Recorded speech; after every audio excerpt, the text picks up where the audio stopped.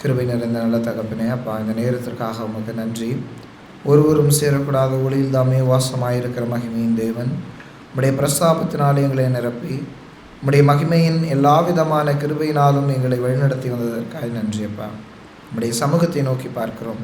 அற்பரும் நீசருமாகி எங்கள் மேல் நீதி வைத்த அன்பும் கண்ணோட்டமும் எத்தனை பெரியது என்பதை உலகத்திற்கு சாட்சியாய் வாழ்ந்து பகர நீர் எங்களுக்கு உதவி செய்யும். இந்த பகுதிகளை உடைய கரங்களை ஒப்புக் கொடுக்கிறோம். நீரே பொறுப்பெடுத்து வழிநடத்தி பாதுகாத்துக் கொள்ள வேண்டுமாய் எங்கள் அன்பு நிறைந்த ஆண்டவர் அருமை இரட்சகர் இயேசுவின் மூலம் ஜெபிக்கிறேன் ஜீவன் நல்ல பிதாவே, ஆமென்.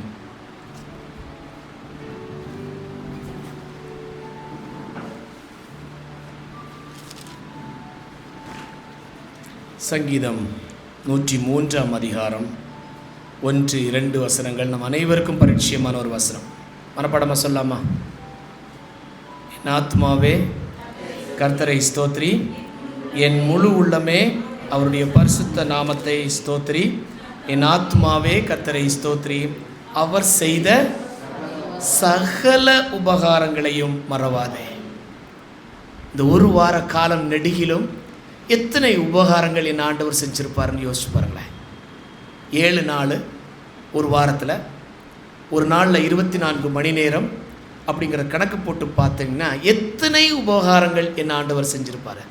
அந்த உபகாரங்களை மறவாமல் இருப்பதற்காக இந்த நாளிலும் கர்த்தருடைய சன்னிதானத்தில் கடந்து வந்திருக்கக்கூடிய ஒவ்வொரு திருச்சபையின் விசுவாச பிள்ளைகளையும் ஆண்டவர் அருமை இரட்சகருமாகிய இயேசு கிறிஸ்துவின் மீதான நாமத்தினாலே உடைய வாழ்த்தி வரவேற்றுக் கொள்கிறேன். இந்த நாளிலும் நம்மளோடு கூட தேவ செய்தியை பகிர்ந்து கொள்ளத்தக்கதாய் அன்பான தம்பி கவி பாரதியும் அவருடைய அன்பான சகோதரி எஸ்தர் அவர்களும் நம்மளோடு கூட இருப்பது இந்த மகிழ்ச்சி. அதோடு கூட நமக்கு அன்பான ஆன்டி திருமதி ஜார்ஜ் புஷ்பம் அவர்கள் இருக்கிறதும் இந்த மகிழ்ச்சி. அவர்களையும் நான் திருச்சபையின் சார்பாக நான் வாழ்த்தி வரவேற்றுக் கொள்கிறேன். தம்பி நம்மளோடு கூட இருக்கிறாங்க, விடுமுறை நாட்களுக்கு வந்திருக்கிறாங்க, உங்களையும் நான் வரவேற்றுக் கொள்கிறேன். நல்ல ஆராதனை ஆரம்பிக்கத்தக்கதாகவும் தேவனுடைய நாமத்திற்கு துதிக்கான மகிமை கொண்டு வரத்தக்கதாய் நாம் யாவரும் எழுந்து நின்று 264வது கீதத்தை நாம் யாவரும் சேர்ந்து பாடுவோம். திவ்ய அன்பின் சத்தத்தை இரட்சகா என்கிற பாடலை நாம் யாவரும் எழுந்து நின்று பாடுவோம். பாடலன் 264.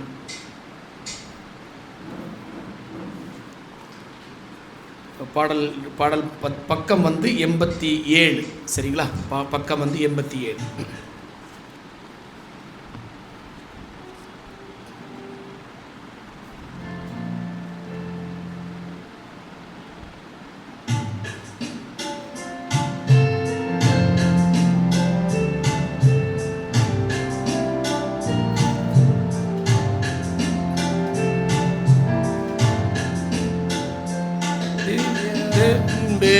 சத்தத்தை இரட்சகா கேட்டு உம்மை அண்டினே, இன்னும் கேட்டி சேர என் ஆண்டவா ஆவல் கொண்டீதோ வந்தே, இன்னும் கேட்ட சேர்த்து கொள்ளுமே பாடுபட்ட நாயகா, இன்னும் கேட்ட சேர்த்து கொள்ளுமே ஜீவன் தந்த ரட்சகா, என்னை முற்றுமே இந்த நேரத்தில் சொந்தமாக்கி கொள்ளுமே, உம்மை வாஞ்சையோடெந்தன் உள்ளத்தில் நாடி தேட செய்யுமே, இன்னும் கேட்ட சேர்த்து கொள்ளுமே பாடுபட்ட நாயகா, இன்னும் கேட்ட சேர்த்து கொள்ளுமே ஜீவன் தந்த ரட்சகா, திருப்பாதத்தில் தங்கும் போதெல்லாம் பேரானந்தம் காண்கிறேன், உம்மை நோக்கி மெய் சந்தோஷமாகிறேன்.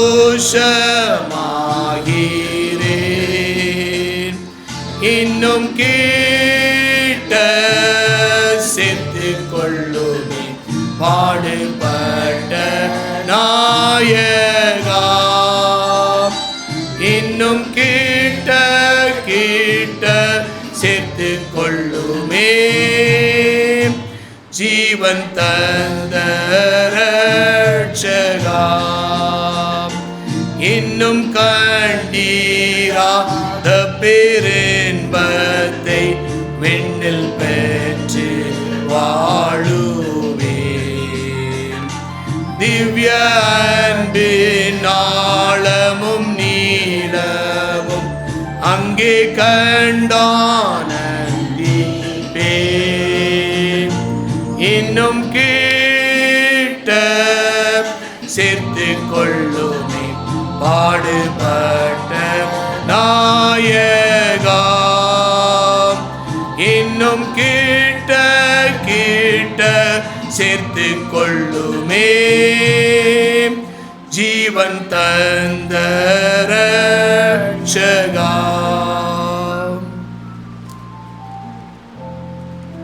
கர்த்தருடைய நாமம் மகிமைப்படுவதாக.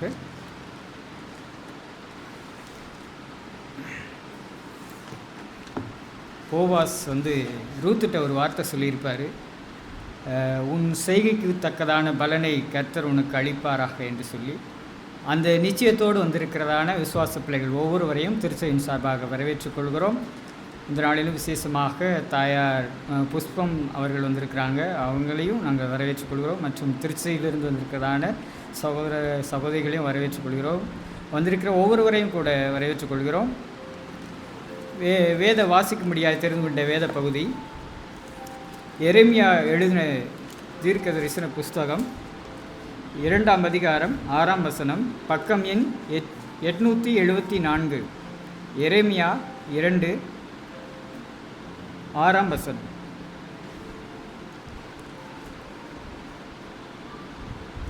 என்னை விட்டு தூரப்பட்டு மாயையை பின்பற்றி வீணராய் போகிறதற்கு என்னிடத்தில் என்ன அநியாயத்தை கண்டீர்கள்?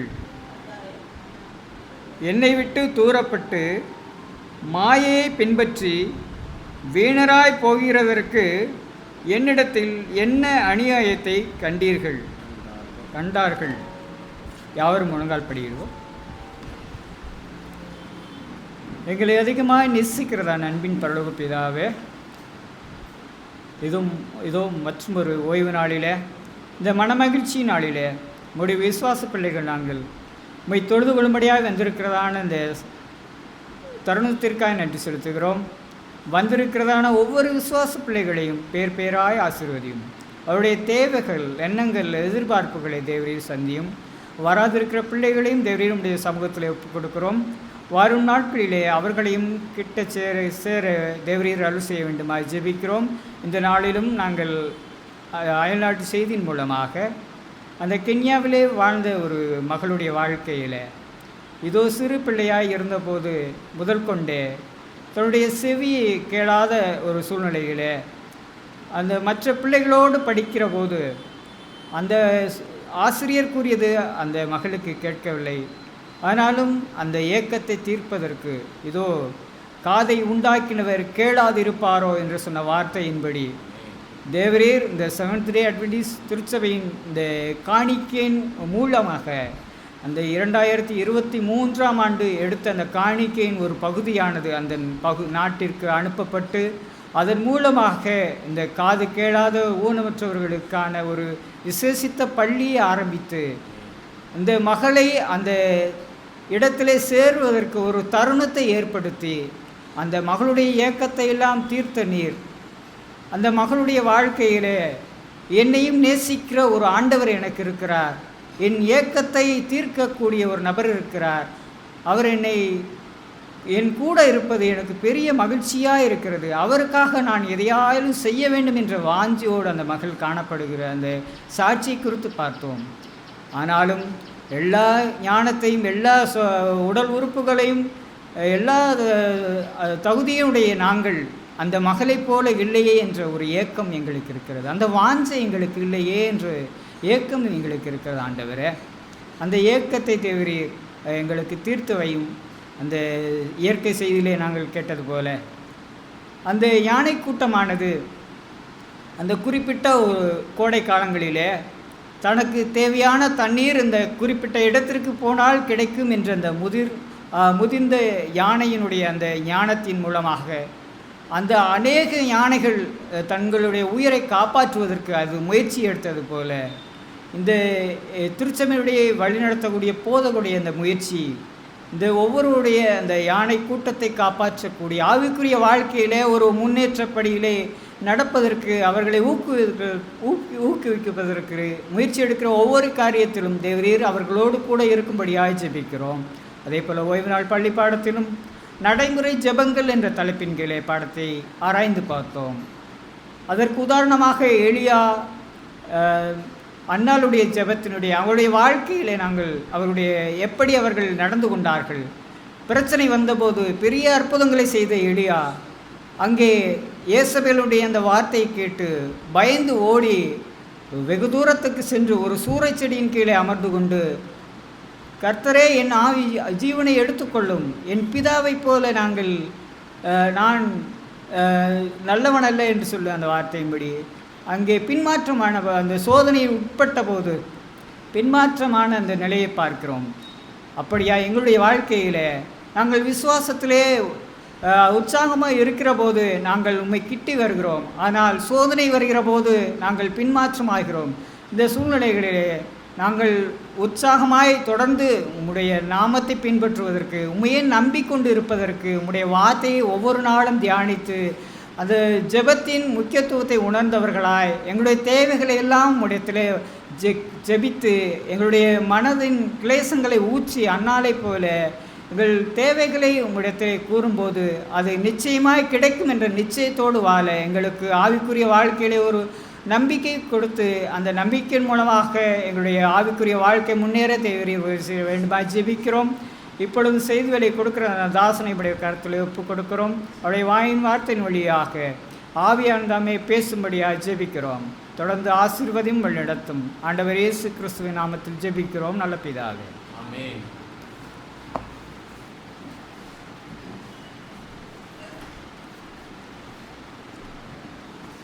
தசமபாக காணிக்கைக்கான நேரம். ஒரு வசனம் சொல்கிறேன், எங்கே இருக்குன்னு சொல்லுங்களேன். அவன் நீர்க்கால்களில் ஓரமாய் நடப்பட்டு தன் எங்கே இருக்குன்னு சொல்லுங்கள். சங்கீதம் 1 எத்தனாவது வசனம்? 3வது வசனம். ஓஹியோ மாகாணத்தில் எரிக் பஃபலோ அப்படின்னு ஒரு பையன் இருந்திருக்கானா. அவங்க அப்பா கூட இவன் பயங்கர சுட்டியான ஒரு பையன். அவங்க அப்பா கூட விவசாயம் பண்ணுறதுக்கு போகும்போது அவங்க அப்பா சொல்லிட்டே இந்த வசனத்தை சொல்லிகிட்டே சொல்லுவாங்க. அவன் நீர்க்கால்களின் ஓரமாய் நடப்பட்டு தன் காலத்தில் தன் கனியை தந்து இலை உதிராது இருக்கிற மரத்தை போல் இருப்பான், அவன் செய்வதெல்லாம் வாய்க்கும் அப்படின்னு சொல்லிட்டு இந்த வசனத்தை சொல்லிக்கிட்டே விவசாயம் பண்ணி கொடுப்பாராம். பா நீ மனுஷனாப்பா, இது சாத்தியம்மா, அதெல்லாம் நடக்காதுப்பா, நம்ம கஷ்டப்பட்டாதான்ப்பா நடக்கும் அப்படின்னு சொல்லிக்கிட்டு இருந்தாலாம். ஒரு முறை இந்த அப்பா விவசாயம் எல்லாம் பண்ணிக்கிட்டு வீட்டுக்கு வந்துட்டாங்க. எதிர்பாராத ஒரு மழை, வெள்ளம் பெருக்கெடுத்து எல்லா பகுதியும் சுற்றி இருக்கிறதாம். இந்த எரிக் பஃபலோங்கிற அந்த பையனுக்கு சொன்னார், அவங்க அப்பாட்ட சொன்னாப்லையா, நீ என்ன வசனம் சொன்ன?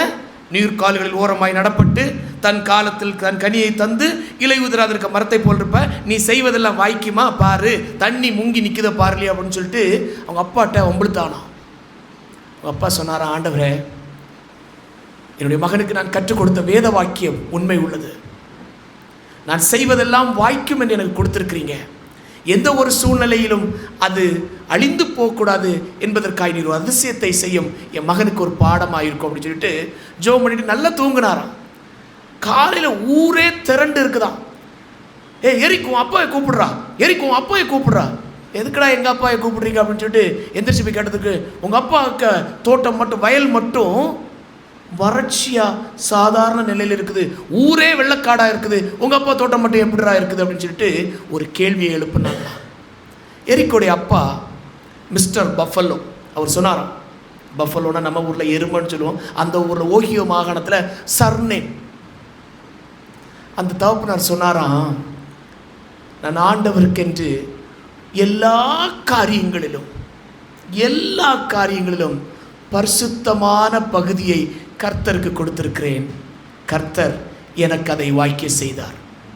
எப்படிப்பட்ட ஒரு அற்புதத்தின் அனுபவம்! ஒரு ஆமென் சொல்லாமா? ஆமென். ஆண்டவர் எனக்கு செய்த நன்மையை நான் உனக்கு கற்றுத்தர வேண்டும் என்பதற்காகத்தான் நான் அந்த வசனத்தை உனக்கு சொன்னேன். ஆண்டவர் நான் செய்தது எல்லாவற்றையும் எனக்கு வாக்கியம் பண்ணி தந்திருக்கிறாரு. ஆண்டவருடைய நீர்க்கால்களின் ஓரமாய் நடப்பட்ட எல்லா விவசாயம் எனக்கு அற்புதத்தை தந்திருக்குது அப்படின்னு சொல்லிக்கிட்டு தன்னுடைய மகனுக்கு ஒரு பெரிய பாடத்தை கற்றுக் கொடுத்தாராம். இந்த எரிக் பஃபலோவுடைய அனுபவம் நம்முடைய வாழ்க்கையிலும் அநேக நேரங்களில் இருக்கணும்.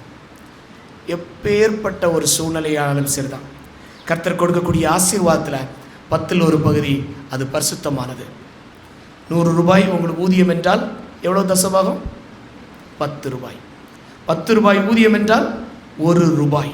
அந்த 1 ரூபாயை ஆண்டவருடைய சமூகத்தில் இது பரிசுத்தமான பகுதி, கர்த்தர் எனக்கு எல்லாவற்றையும் வாக்கியம் பண்ணி தந்திருக்கிறார் என்கிற தைரியத்தோடும் நம்பிக்கையோடும் விசுவாசத்தோடும் நம் கடந்து சென்று இந்த நாளிலும் ஆண்டவருடைய சமூகத்தில் கர்த்தாவே நீர் எங்களுக்கு கொடுத்திருக்கக்கூடிய தசமபாகங்களையும் ஸ்தோத்திர காணிக்கைகளையும் பொருத்தனை காணிக்கைகளையும் பிறந்தநாள் காணிக்கைகளையும் திருமண நாள் காணிக்கைகளையும் ஆண்டவருடைய சமூகத்தில் கொண்டு வைக்கிறதுக்கு வந்திருக்கிறோம். அதை கர்த்தர் எங்களுக்கு ஆசீர்வதித்து தாரும் என்று ஜெப சிந்தையோடு கடந்து வருவோம். கர்த்தர் தாமே நம்ம ஒவ்வொருவரையும் ஆசீர்வதித்து வழி நடத்துவாராக. அந்த நேரத்தில் நமக்கு ஒரு பாடல் ஒன்று பாடுவோம். 454வது கீதத்தை நாம் யாவரும் சேர்ந்து பாடுவோம்.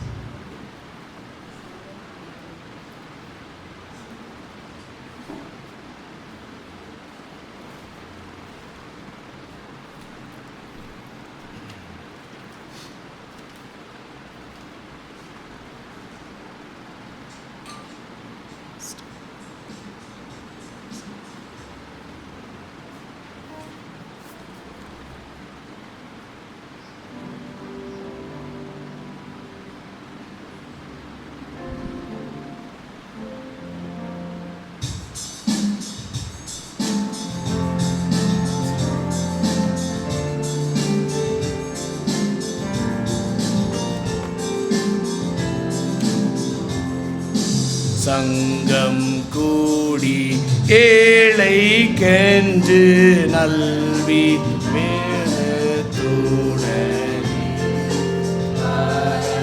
செய்யும் குணம் நன்று அதை தாரும் தேவனே.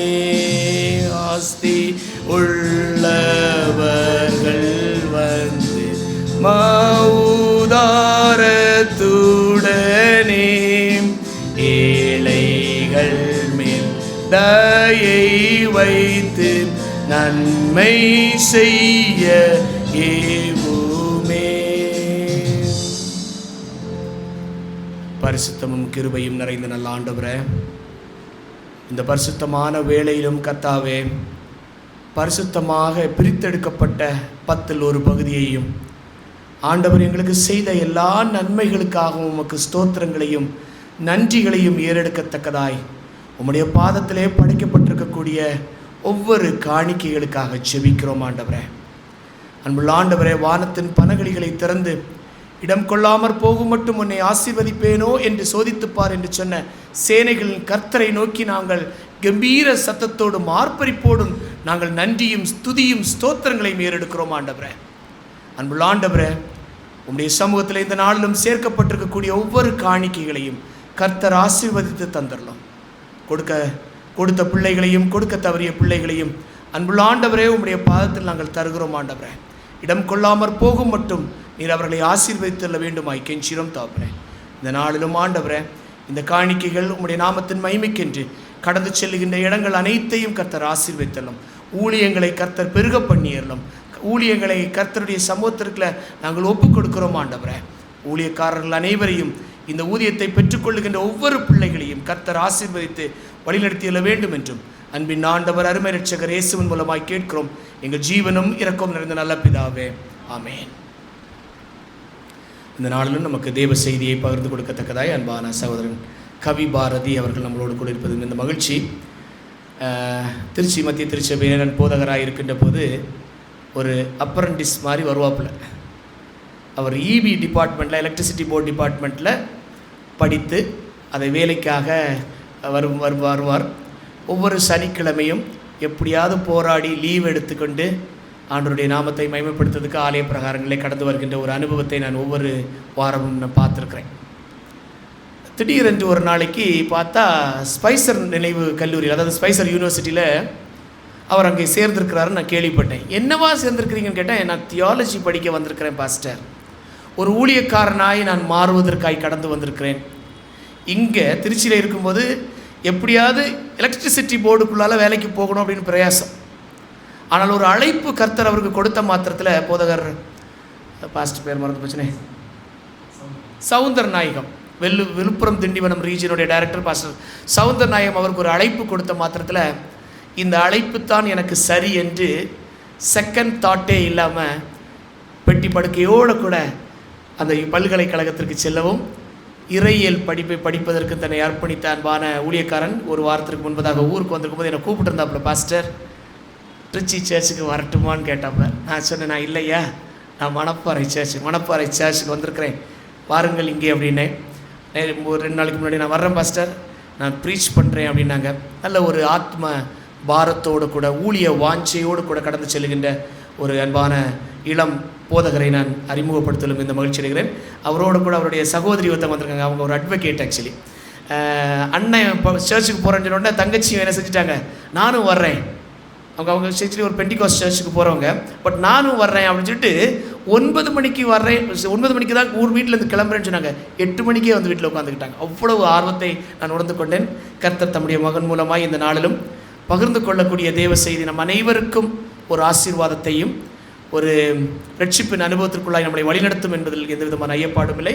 ஜெபசிந்தையோடு காத்திருப்போம். அன்பான ஊழியக்காரன் கவி பாரதி அவர்களை தேவ செய்தி கொடுக்க அழைக்கிறேன்.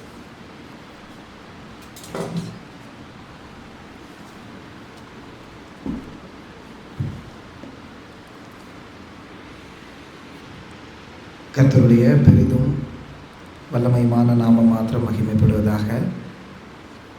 மணப்பாறை திருச்சபையாருக்கு இயேசு கிறிஸ்துவின் இனிதான நாமத்தினாலே வாழ்த்துதலையும் வரவேற்புகளையும் தெரிவித்துக் கொள்கிறேன். ஹாப்பி சாபத். மதிய நேரம் ஆயிடுச்சு, அது எல்லாருக்கும் இருக்கிறது. சரி, அதுக்கு முன்பதாக, செய்திக்கு முன்பதாக நான் உங்கள்கிட்ட ஒரே ஒரு கேள்வி கேட்டுக்கிறேன். எவ்வளோ நேரம் பேசட்டும்?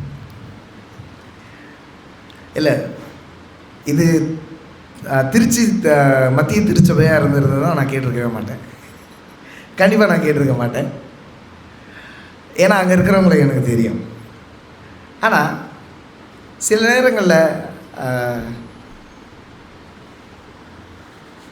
காலம் கடக்கும் பொழுது சில நேரம் சோர்வு உண்டாகும். அந்த சோர்வுனால என்ன பண்ணுவோம் அப்படின்னா, அந்த சோர்வு சில நேரத்தில் ஒரு வித எரிச்சலையும் ஒரு விதமான கசப்பையும் உண்டாக்கணும். அதனால் நான் முன்கூட்டியே கேட்டுறேன், எவ்வளோ நேரம் நான் பண்ணிட்டோம்? பசவு யாரும் எதுவும் சொல்ல மாட்டேங்கிறாங்க. சரி, பாஸ்டர் போட்டுட்டாரு, அது எரியும். எவ்வளோ நேரம் எரியும் எனக்கு தெரியாது. ஆனாலும் கர்த்தர் நம்மை வழிநடத்த வல்லவராக இருக்கிறார். செய்திக்கு முன்பாக ஒரு சிறு ஜெபத்தை செய்வோம். கிருபையும் இரக்கம் நிறைந்த தேவனே, எங்களுடைய வாயின் வார்த்தைகளும் எங்களுடைய இருதயத்தின் தியானம் நம்முடைய சமூகத்தில் பிரதியாக இருப்பதாக ராஜா கேட்கிறோம். பேசுங்க, அடியானை மறைத்து கர்த்தர் நீர் வெளிப்படுங்க. ஆண்டவரே, வார்த்தைகள் உண்மையுள்ளதும் சத்தியமுள்ளதுமாக இருக்க உதவி செய்யுங்க. நீரே வழிநடத்துங்க. உங்களுடைய மகிமை பிரஸ்தாபத்தினால் எங்களை வழிநடத்துங்க, பாதுகாத்துக் கொள்ளுங்க. துதிகன மகிமை எல்லாவற்றையும் உடைய ஒருவருக்கே செலுத்துகிறோம். இயேசுவின் மூலம் ஜெபிக்கிறோம் பிதாவே, ஆமென். இன்னைக்கு நான் பேசுறதுக்காக எடுத்துக்கொண்ட தலைப்பு தேவனுடைய ஆச்சரியம். தேவன் ஆச்சரியப்படுவாரா? தேவன் எங்கேயாவது ஆச்சரியப்படுவாரா? படுவாரா? வேதம் சொல்லுது, அவர் சகலத்தையும் அறிஞ்சவர். அவருடைய காந்திக்கு மறைவானது ஒன்றுமே கிடையாது.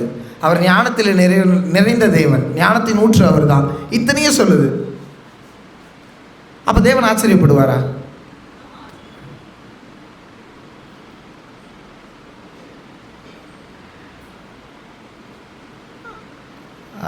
வசனம் வாசிச்சாங்க.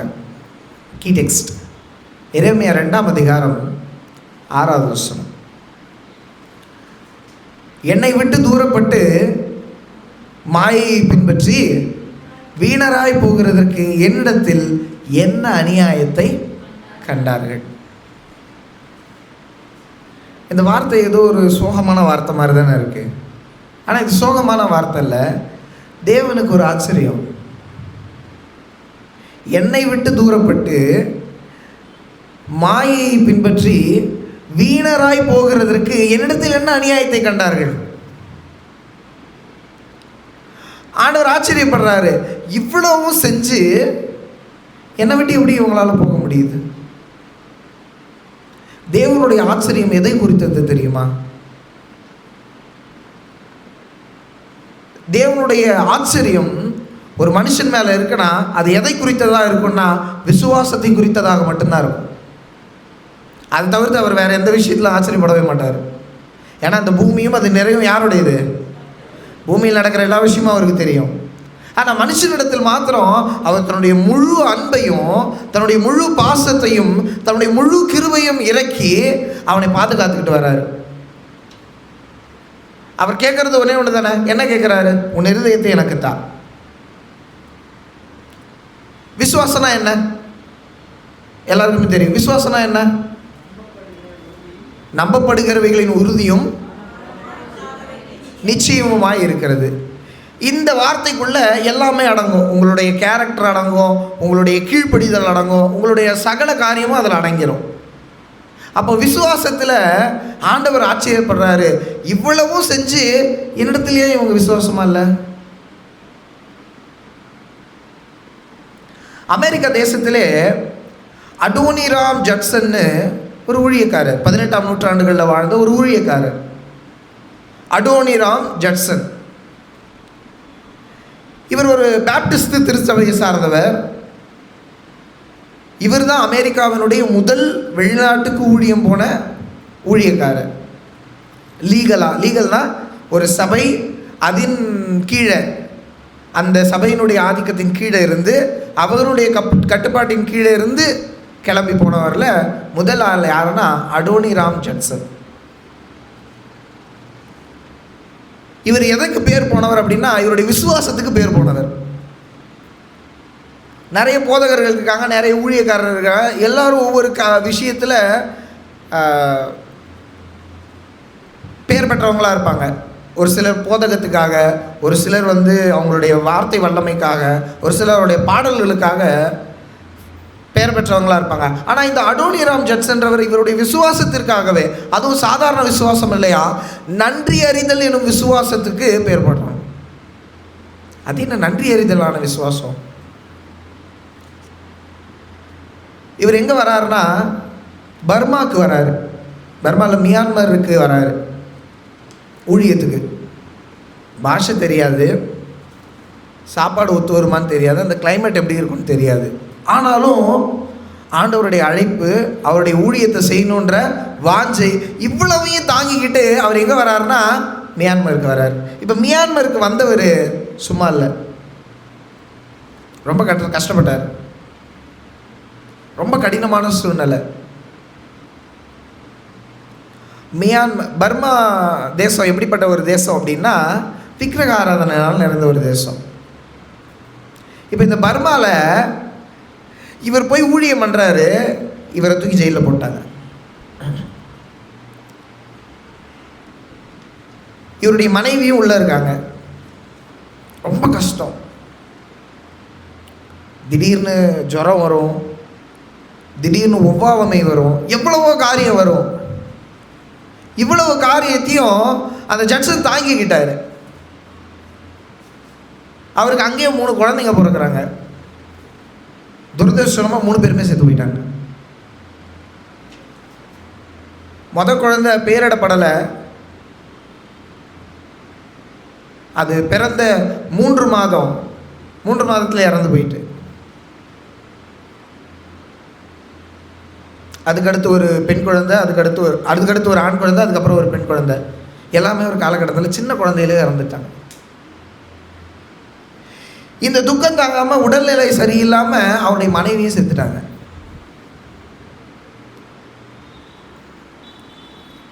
ஒருத்தர் கிடையவே கிடையாது அவருக்கு. இந்த அடோனிராம் ஜட்சன் தன்னுடைய வாழ்க்கையை தனிமையில் கழித்தார். இந்த ஊழியக்காரன் தன்னுடைய வாழ்க்கையை முழுசுமா தனிமையில் கழிக்கிறார். இவர் என்ன தெரியுமா பண்ணாங்க? ஆங்கிலத்தில் இருந்த வேதாகமத்தை பர்மீஸ் மொழியில் டிரான்ஸ்லேட் பண்ணார். 25 வருஷம் இதுக்காக பாடுபட்டார். 25 வருஷம், 1 வருஷம் 2 வருஷம் இல்லை, 25 வருஷம் ஒரு புத்தகத்தை மொழிபெயர்க்கிறதுக்கு ஒரு ஊழியக்காரன் இவ்வளோ மெனக்கடல் பண்ணியிருக்காரு. பிள்ளைகளை இறந்துட்டாங்க, மனைவி இறந்துட்டாங்க. ஆனாலும் இவர்கிட்ட கேட்கப்பட்ட கேள்விக்கு ஒரு பதில் சொல்லியிருக்காரு. எதின் அடிப்படையில் நீங்கள் இவ்வளோ உற்சாகமாக ஊழியத்தை பண்ணுறீங்க தனிமையிலையும் அப்படின்னு கேட்கும் பொழுது அவர் சொல்கிறாரு, ஆங்கிலத்தில் இருந்தது, அது தமிழில் அப்படின்னு, குடும்பம் மற்றும் நாட்டின் மீது நான் கொண்டிருந்த ஆழமான பற்றுதல்களை தகர்ப்பதற்கும் ஒருவேளை எனக்கு அவசியமாகவே கூடவும் இருக்கலாம். அந்த உற்சாகமான நிலைக்கு என்னை இட்டு சென்றதற்காக நான் எப்போதும் தேவனுக்கு நன்றி உணர்வுடன் இருந்து வருகிறேன். நான் உற்சாகமாக இருக்கிறேன்னா அதுக்கு ஒரே ஒரு காரணம், இது எல்லாத்தையும் தகர்க்கிறதுக்கு ஒரு உற்சாகமான நிலை ஆண்டவர் எனக்கு கொடுத்தார். என்ன எப்படிப்பட்டதான உற்சாகமான நிலை? அவர் சொல்கிறாரு, எனக்கு நன்றி அறிதல்னா என்னன்றது யார் தான் சொல்லிக் கொடுத்தது? தேவன் தான் சொல்லிக் கொடுத்தாரு. ஒருவேளை யோசிச்சு பாருங்க, 3 பிள்ளைகளையும் வளர்க்கணுன்ற ஒரு ஆர்வம் வந்து அந்த குழந்தைங்க இறைக்காமலே இருந்திருந்தாங்கன்னா, ஒருவேளை இவங்க 3 பேரையும் வளர்க்கிற நிலைமையில் ஒரு சூழ்நிலையில் தடுமாறி விழுந்திருந்தா,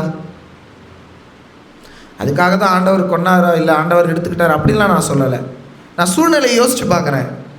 ஒருவேளை மனைவி கூட இருந்திருந்தா, மனைவியின் மேல் இருக்கிற அதீத அன்பு, அந்த ஐக்கியத்தினால ஒருவேளை தேவனை விட்டு போயிருந்தா, நான் யோசிக்கிறேன். இவர் கூட உடன் ஊழியக்காரராக ஒருத்தர் இருந்தார், அவர் இறந்துட்டார். அவருடைய மனைவி அழுது கொண்டு இருக்கிறாங்க. அவங்க மனைவியின் இடத்துல போய் இவர் என்ன தெரியுமா சொல்கிறாரு? கஷ்டமாக இருக்கா, துன்பமாக இருக்கா? துன்பம் எனும் கசப்பான கோப்பையை 2 கைகளாலும் ஏந்திக்கொள். நீ விரைவில் ஒரு ரகசியத்தை அறிந்து கொள்வாய். துன்பம் எனும் கோப்பையின் அடியில் இனிமை உண்டு.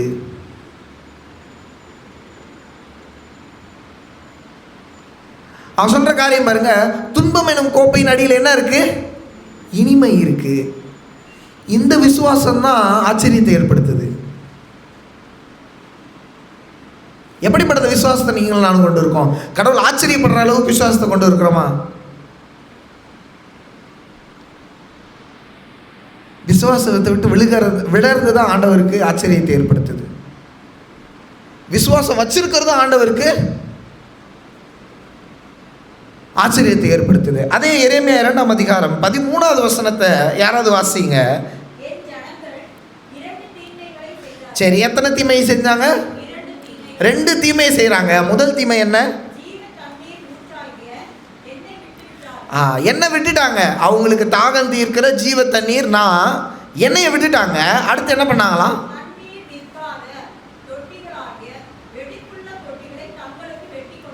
இது கொஞ்சம் வித்தியாசமாக இருக்குது பாருங்க. ஜீவ தண்ணீரை விட்டுட்டாங்க. இப்போ குடிக்க இவங்களுக்கு தண்ணி தேடணும்.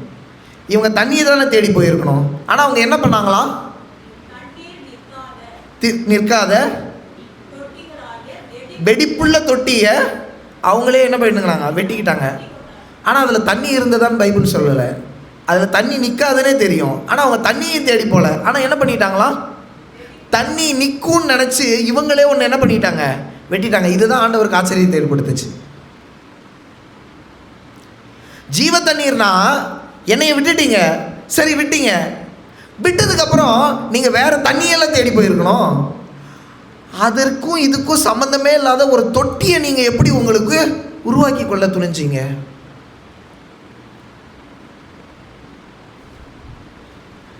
இன்றைக்கி நம்ம தேவனை ஒரு சில கட்டத்தில் தேடுவோம். நம்முடைய விசுவாசம் அவ்வளோ பராக்கிரமம். அப்படியே அந்த விசுவாசம் எப்படி தெரியுமா இருக்கும்? ஒரு கட்டத்துக்கு மேலே ஆண்டவரே இறங்கி வந்து நீ ரொம்ப விசுவாசமாக இருக்க, போதும்ப்பா, இதுக்கு மேலே போகாதப்பான்ற அளவுக்கு நம்ம அவ்வளோ விசுவாசத்தில் இருப்போம். ஆனால் அப்படியே ஒரு சூழ்நிலை வரும், ஒரு சூழ்நிலை மாறும். அப்போ நம்ம என்ன தெரியுமா பண்ணுவோம்? இதே காரியத்தை செய்வோம். தண்ணீர் நிற்காத வெடிப்புள்ள தொட்டிகளை நமக்கு நாமே உண்டாக்கி கொள்வோம்.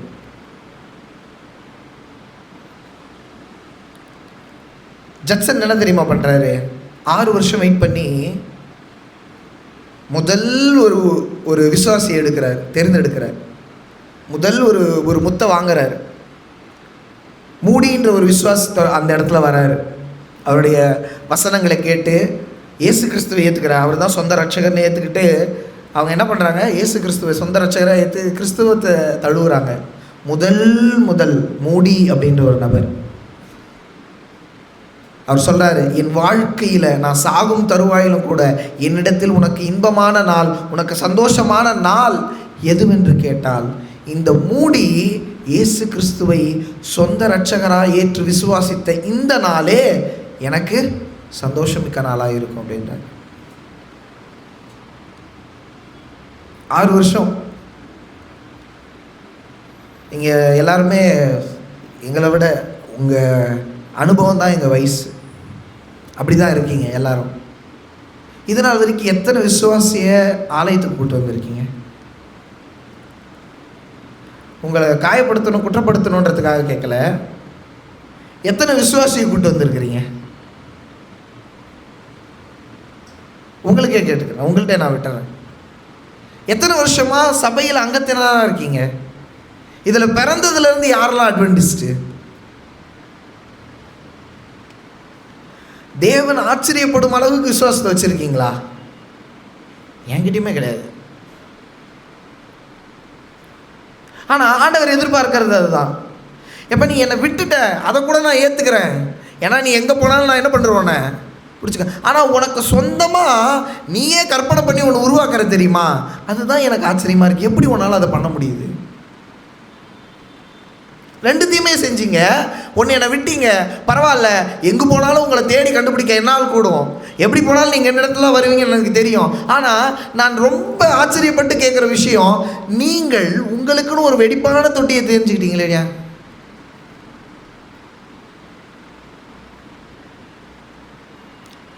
சில நேரத்தில் விசுவாசத்தை குறித்து ஆண்டவர் ஆச்சரியப்படுற இடம் நிறைய இடத்துல இருக்குது.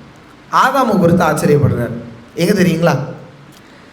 அதே 3ஆம் அதிகாரத்தில் 9வது வசனம்.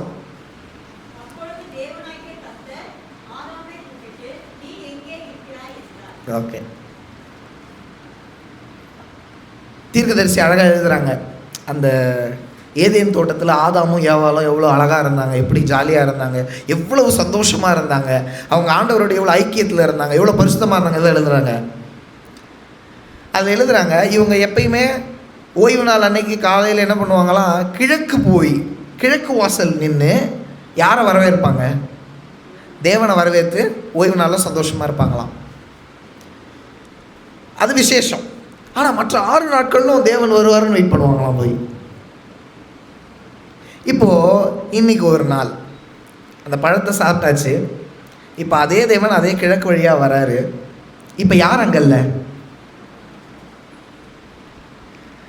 உங்களை வாரம் வரவேற்கிற பாஸ்டர் அந்த கதவுகிட்ட இல்லைன்னா நீங்கள் என்ன நினைப்பீங்க? கார் அங்கே இல்லைன்னா நீங்கள் என்ன நினைப்பீங்க? எங்கள் கள்ளக்குறிச்சியில், நான் கள்ளக்குறிச்சி பகுதியிலேருந்து வரேன். எங்கள் கள்ளக்குறிச்சியில் ஒரு பழக்கம் இருக்குது. ரொம்ப கஷ்டப்பட்டு இப்போ தான் ஒரு கட்டிய சபையை வாங்கி அதில் நாங்கள் நிர்மாணித்தோம். ரொம்ப கஷ்டப்பட்டோம். அது தேவனுக்கு நல்லா தெரியும். அங்கே ஒரு அட்வென்ட் திருச்சபை உருவாக்குறதுக்கு ரொம்ப கஷ்டப்பட்டோம். நாங்கள் அங்கே ஒரு பாட்டி இருப்பாங்க. அந்த பாட்டி எப்படின்னா, அவங்களுக்கு சபைக்கு வர்றது ரொம்ப பிடிக்கும். ஆனால் பாஸ்டர் வந்தால் தான் அவங்க வருவாங்க, இல்லைனா வரமாட்டாங்க. பாஸ்டர் தவிர்த்து வேறு ஏதாவது வயசில் சின்னவங்க பண்ணாங்கன்னா அவங்களுக்கு பிடிக்காது, அதனால் அவங்க வரமாட்டாங்க. அது எப்படி அவங்க கண்டுபிடிப்பாங்க அப்படின்னா, தூரத்துலேருந்து பார்ப்பாங்க.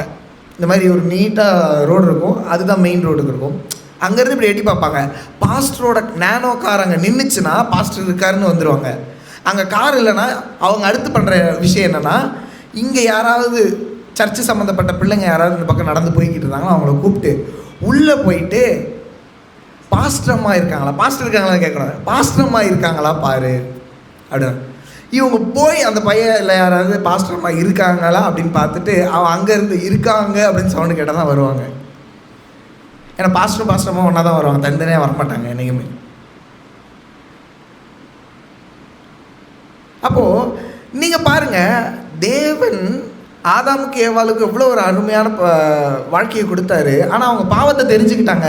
இப்போ ஆச்சரியம் என்னென்னா, என்னை எப்பவும் வரவேற்கிற ஆதாமும் ஏவாளும் காணோம். சரி, இப்போ உள்ளே வந்துட்டார். உள்ளே வந்து தேடி பார்க்குறாரு. கண்ணு கெட்ட தூரம் வரைக்கும் யார் இல்லை? ஆதாம் இல்லை. ஆனால் அவருக்கு தெரியும் அவங்க ஒளிஞ்சிருக்காங்க, நல்லாவே தெரியும். இப்போ ஆச்சரியமாக கேட்குறாரு, ஆதாமே நீ எங்கே இருக்க? எந்த பக்கம் இருக்க? விசுவாசத்தில் எந்த பக்கம் இருக்க? என்னையே தெரிஞ்சுக்கிட்டியா, இல்லை உனக்குன்னே நீ புதுசாக எதையாவது ஒன்று தெரிஞ்சுக்கிட்டியா?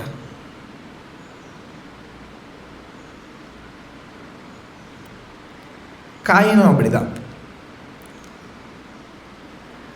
அவருக்கு தெரியும் அவன் ஆபேலை கொன்னுட்டான்ட்டு. காயினை பார்த்து, உன் சகோதரன் எங்க? அவருக்கு தெரியும் அவன் கொன்னுட்டான்றது ஆண்டவருக்கு தெரியும். ஆனாலும் ஆண்டவர் கேட்குறாரு, உங்கள் அப்பாவும் உங்கள் அம்மாவும் பாவம் பண்ணாங்க, இது யாருக்கு தெரியும்?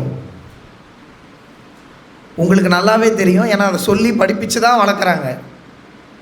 இவ்வளவும் சொல்லி வளர்த்தும் நீ ஏன் அந்த பாவத்தை பண்ணுற? உன் சகோதரன் மேலே உன் முகநாடி ஏன் வேறுபடுது? அவன் பாவத்தை பண்ணலையே, பரிசுத்தமான ஒரு காரியத்தை தானே பண்ணுறான், நீதியான ஒரு காரியத்தை தானே பண்ணுறான், ஏன் முகநாடி வேறுபடுது? இன்றைக்கி நீங்கள் நானும் அப்படி தான்.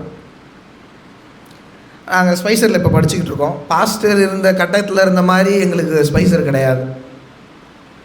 இப்போலாம் ரொம்ப டிஃப்ரெண்ட்டு.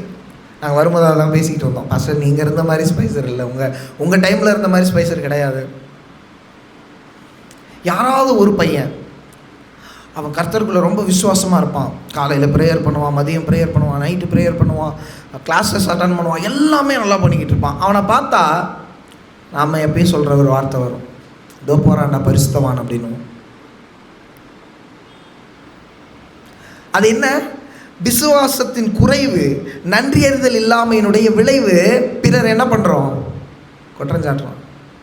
இன்னைக்கு பாஸ்டர் வாரம் சர்ச்சுக்கு வாங்க, எல்லாத்துலேயும் அட்டன் பண்ணுங்கள், கலந்துக்கங்க அப்படின்னு சொல்லும் பொழுது அந்த 4 பேரில் யாராவது ஒருத்தவங்க அதுக்கு கீழ்ப்படிவாங்க. உடனே மற்ற 3 பேர் என்ன சொல்லுவோம்? இப்போ பாஸ்டர் சொன்னதுக்கப்புறம் பரிசுத்தவான் ஆகிட்டா பாரு அப்படின்னு. எங்கே நம்முடைய நன்றி அறிதல்? ஆதாமுக்கு நன்றி அறிதல் இல்லாமல் போயிடுச்சு.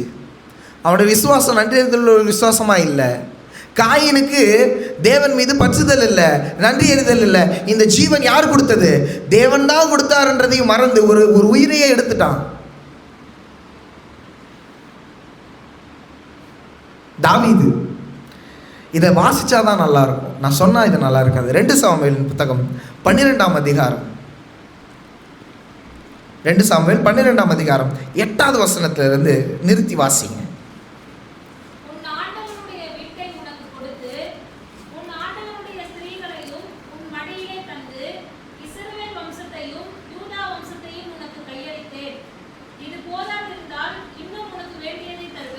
இப்போ என்னன்னா, இந்த கதை எல்லாருக்குமே தெரிஞ்ச கதை தான்.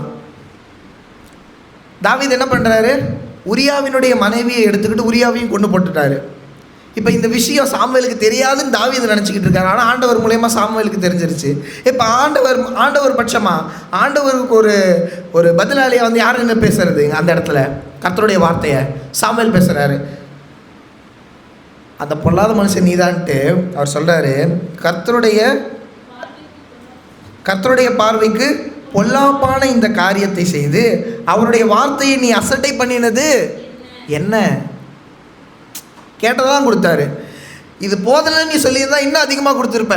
இருந்துமே இவ்வளவும் தெரிஞ்சிருந்து என்னை பற்றி அறிந்திருந்தும் நீ ஏன் நன்றி அறிதல் இல்லாமல் நடந்துக்கிட்ட?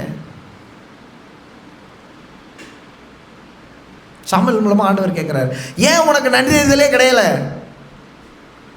உன்கிட்ட ஏன் அந்த விசுவாசம் இல்லை? விசுவாசம்னா என்ன? நம்பப்படுகிறவர்கள் உறுதியும் காணப்படாதவர்கள் நிச்சயம். ஆண்டவர் பரிசுத்தம் உள்ளவர் நம்புறியா? அதுலையா நீ உறுதியா இல்லை? காணப்படாதவர்கள் நிச்சயம். நான் ஆண்டவர் பார்க்குறாருன்றது எனக்கு தெரியாது, நான் அதை நேராக பார்த்தது கிடையாது, அது அப்பியர் ஆனது கிடையாது, ஆனால் நான் உணரணும் இல்லை. அதை என்னால் ப்ரூவ் பண்ண முடியாது. ஆண்டவர் பார்க்குறாருன்றது என்னால் ஒரு டிவைஸ் வச்சு ப்ரூவ் பண்ண முடியாது. ஆனால் அதில் நான் உரியாக இருக்க முடியும்ல, அதில் நிச்சயத்தை நான் இருக்கிறேன்ல, அந்த நிச்சயத்தை ஏன் நீ விட்ட? தாவீது விட்டுட்டார். அதனால தான் ஆண்டவர் கேட்குறாரு, பொல்லாப்பான காரியத்தை ஏன் நீ செஞ்ச? என் வார்த்தைகளுக்கு நீ ஏன் செவி கொடுக்காம போன? இன்னைக்கு நீங்களான அதை தான் பண்ணுறோம் இல்லையா? நீங்கள் தான் சொல்ல விரும்பலை, நான் என்ன சொல்லிக்கிறேன், நான் தான் பிரதான பாவி. ஆண்டவர் பேச்சை கேட்கறது கிடையாது. ஆண்டவர் எவ்வளோ கொடுத்துருக்காரு, ஆனால் இன்னும் அதிகமாக வேணும்.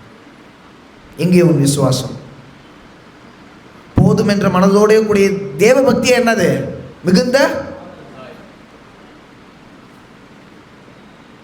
போதும் என்ற மனம். விசுவாசத்தை அதை வர்த்திக்க பண்ணும். பேராசை உள்ள மனம் விசுவாசத்தை என்ன பண்ணும்? தகர்த்தெறியும்.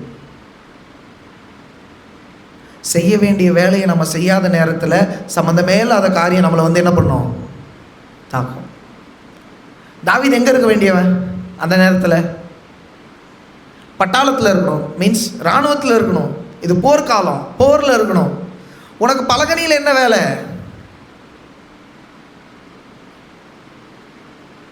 ஒரு ராஜ்யத்தை கட்டி காப்பாற்றுறது சாதாரண ஒரு விஷயம் கிடையாது. எல்லாருமே இங்கே கல்யாணமானவர் இருக்கீங்க, எங்களுக்கு அதை பற்றி தெரியுமான்னு தெரியாது எனக்கு அந்த அளவுக்கு. ஆனால் உங்கள்கிட்ட நான் விடுறேன், ஒரு குடும்பத்தை நிர்மாணிப்பது சாதாரணமான ஒரு காரியமா? ஒன்றும் இல்லை. இன்றைக்கி நான் கரண்ட் பில் கட்டணும், இன்றைக்கி நான் கட்டலை அப்படின்னா நாளைக்கு என்ன ஆகிடும்? வீட்டுக்கு கரண்ட் வராது. ஈபிகாரர் இல்லை, அதான் நாங்களும் பண்ணியிருக்கோம்.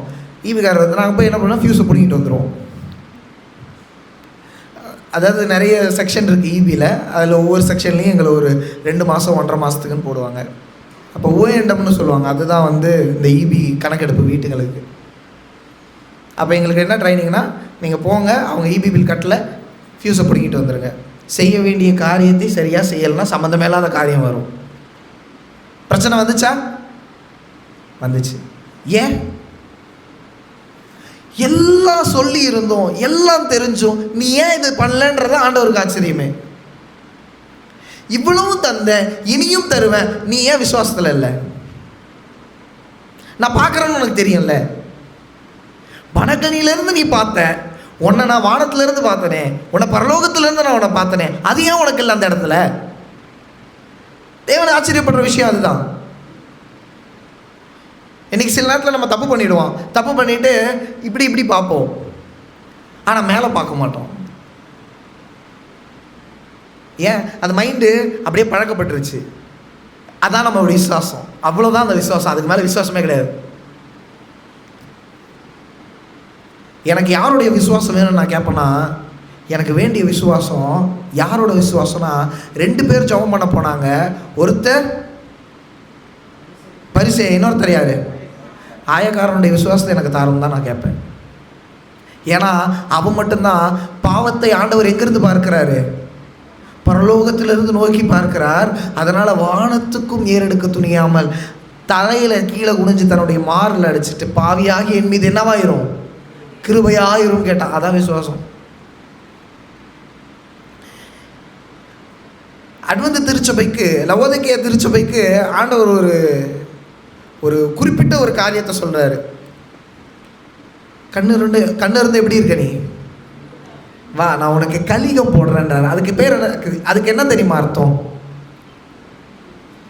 கண்ணு தெரியாதவங்க எப்படி பார்த்து நடப்பாங்க? யாராவது பார்த்துருக்கீங்களா? கண்ணு தெரியாதவங்க எப்படி தெரியுமா நடப்பாங்க? இப்படி மேலே பார்த்து தான் நடப்பாங்க. இன்று லவோதிக்கேய திருச்சபை அப்படி தான். சத்தியம் இருக்குன்ற அந்த மேட்டு மேலே பார்த்து நடந்துக்கிட்டு இருக்கு. விசுவாசம் இல்லை. அதான் கேட்குறாரு, நன்றி எழுந்துள்ள விசுவாசம் எங்கே போச்சு உனக்கு?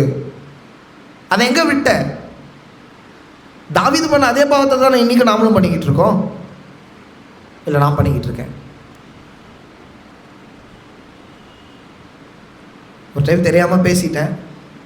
விடிஆர் ரீசனில் அன்றைக்கி ஒரே ஒரு தடவை தெரியாமல், நீங்கள் ஏன் இதை செய்யவில்லை அப்படின்னு. நாங்கள் செய்யலை, நீ எப்போ பார்த்த அப்படின்னு எந்திரிச்சு ஒரு வயசானவர், நான் இவங்க செய்யலைன்னு உனக்கு தெரியுமா அப்படின்னாரு. அதுக்கப்புறத்துலேருந்து நான் புரிஞ்சுக்கிட்ட ஒரு விஷயம், நான் என்ன ஒரு மாதிரியாக ஆக்கிக்கிறேன், என்ன நான் ஒரு வேடிக்கை பொருளாக ஆக்கிக்கிறேன். ஆண்டவர் நன்றி அறிந்துள்ள ஒரு விசுவாசத்தை கேட்குறாரு. எல்லாத்தையும் பார்க்குறார், எல்லாத்தையும் செய்கிறார், எல்லோரும் கூடவும் இருக்கிறாருன்னு தெரிஞ்சும் அந்த நன்றி அறிந்துள்ள ஒரு விசுவாசம் ஏன் நம்மக்கிட்ட இல்லைன்றா ஆண்டவர் விருப்பம் ஆச்சரியமாக பார்க்குறாரு. எசேக்கியேல் 23ஆம் அதிகாரம் 30வது வசனத்தை வாசிங்க.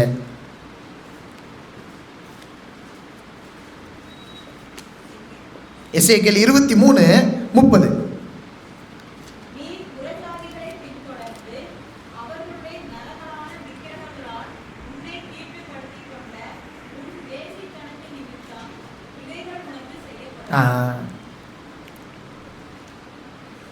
செய்யப்பட்டுச்சா? ஆதாம் பாவம் பண்ணி நன்றி அறிந்துள்ள விசுவாசத்தை இழந்து போனதுனால என்ன வந்துச்சு? அவனுக்கு விக்கினம் வந்துச்சு. காயின் பாவம் பண்ணா அவனுக்கு விக்கினம் வந்துச்சு. தாவீது பாவம் பண்ணா அவனுக்கு விக்கினம் வந்துச்சு. இஸ்ரவேலும் பாவம் பண்ணுறாங்க. அதே எரேமியா 2ஆம் அதிகாரம் கடைசி வசனத்தை யாராவது வாசிங்க. எரேமியா 2ஆம் அதிகாரம் கடைசி வசனம்.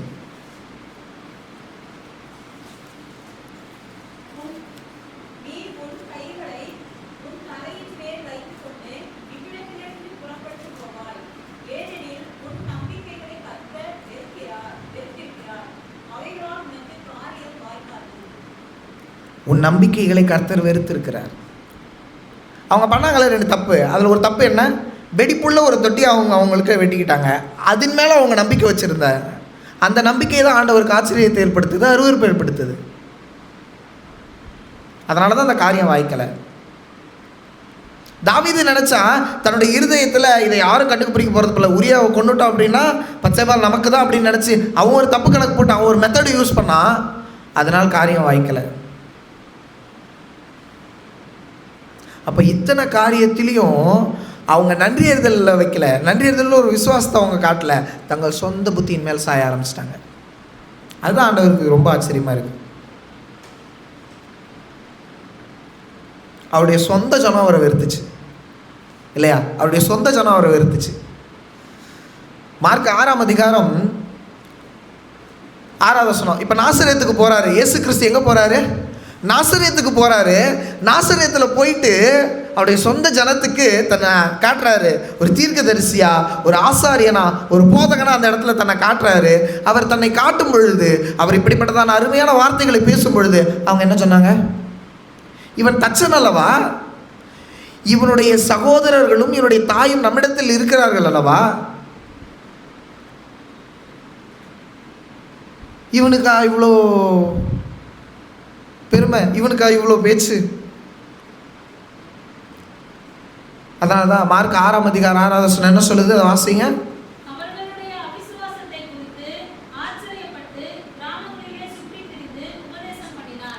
சொந்த ஜனமே, இதே நாசரேத்துல இருந்து தான் என்ன வரும்னாங்க தீர்க்கதரிசிகள். இதே பெத்லகேம்ல இருந்து தான் என்ன வரும்னாங்க, உங்களுக்கு ரட்சிப்பு வரும்னு சொன்னாங்களே. இதை இன்னுமா நீங்க நம்பல? இன்னுமா நீங்க விசுவாசிக்கல? இன்னுமா உங்களுக்கு அன்ற நன்றி அறிதல் கிடையாது? ஆச்சரியப்படுறார். சொந்த ஜனமே வெறுத்துருச்சு. மல்கியாவிலிருந்து மத்தேயுவுக்கு இந்த காலகட்டம் என்ன தெரியுமா? தேவன் அமைதியாக இருந்த காலகட்டம்னு சொல்கிறாங்க. அப்படின்னா ஆண்டவர் நடுவில் எங்கேயுமே பேசலையாம்.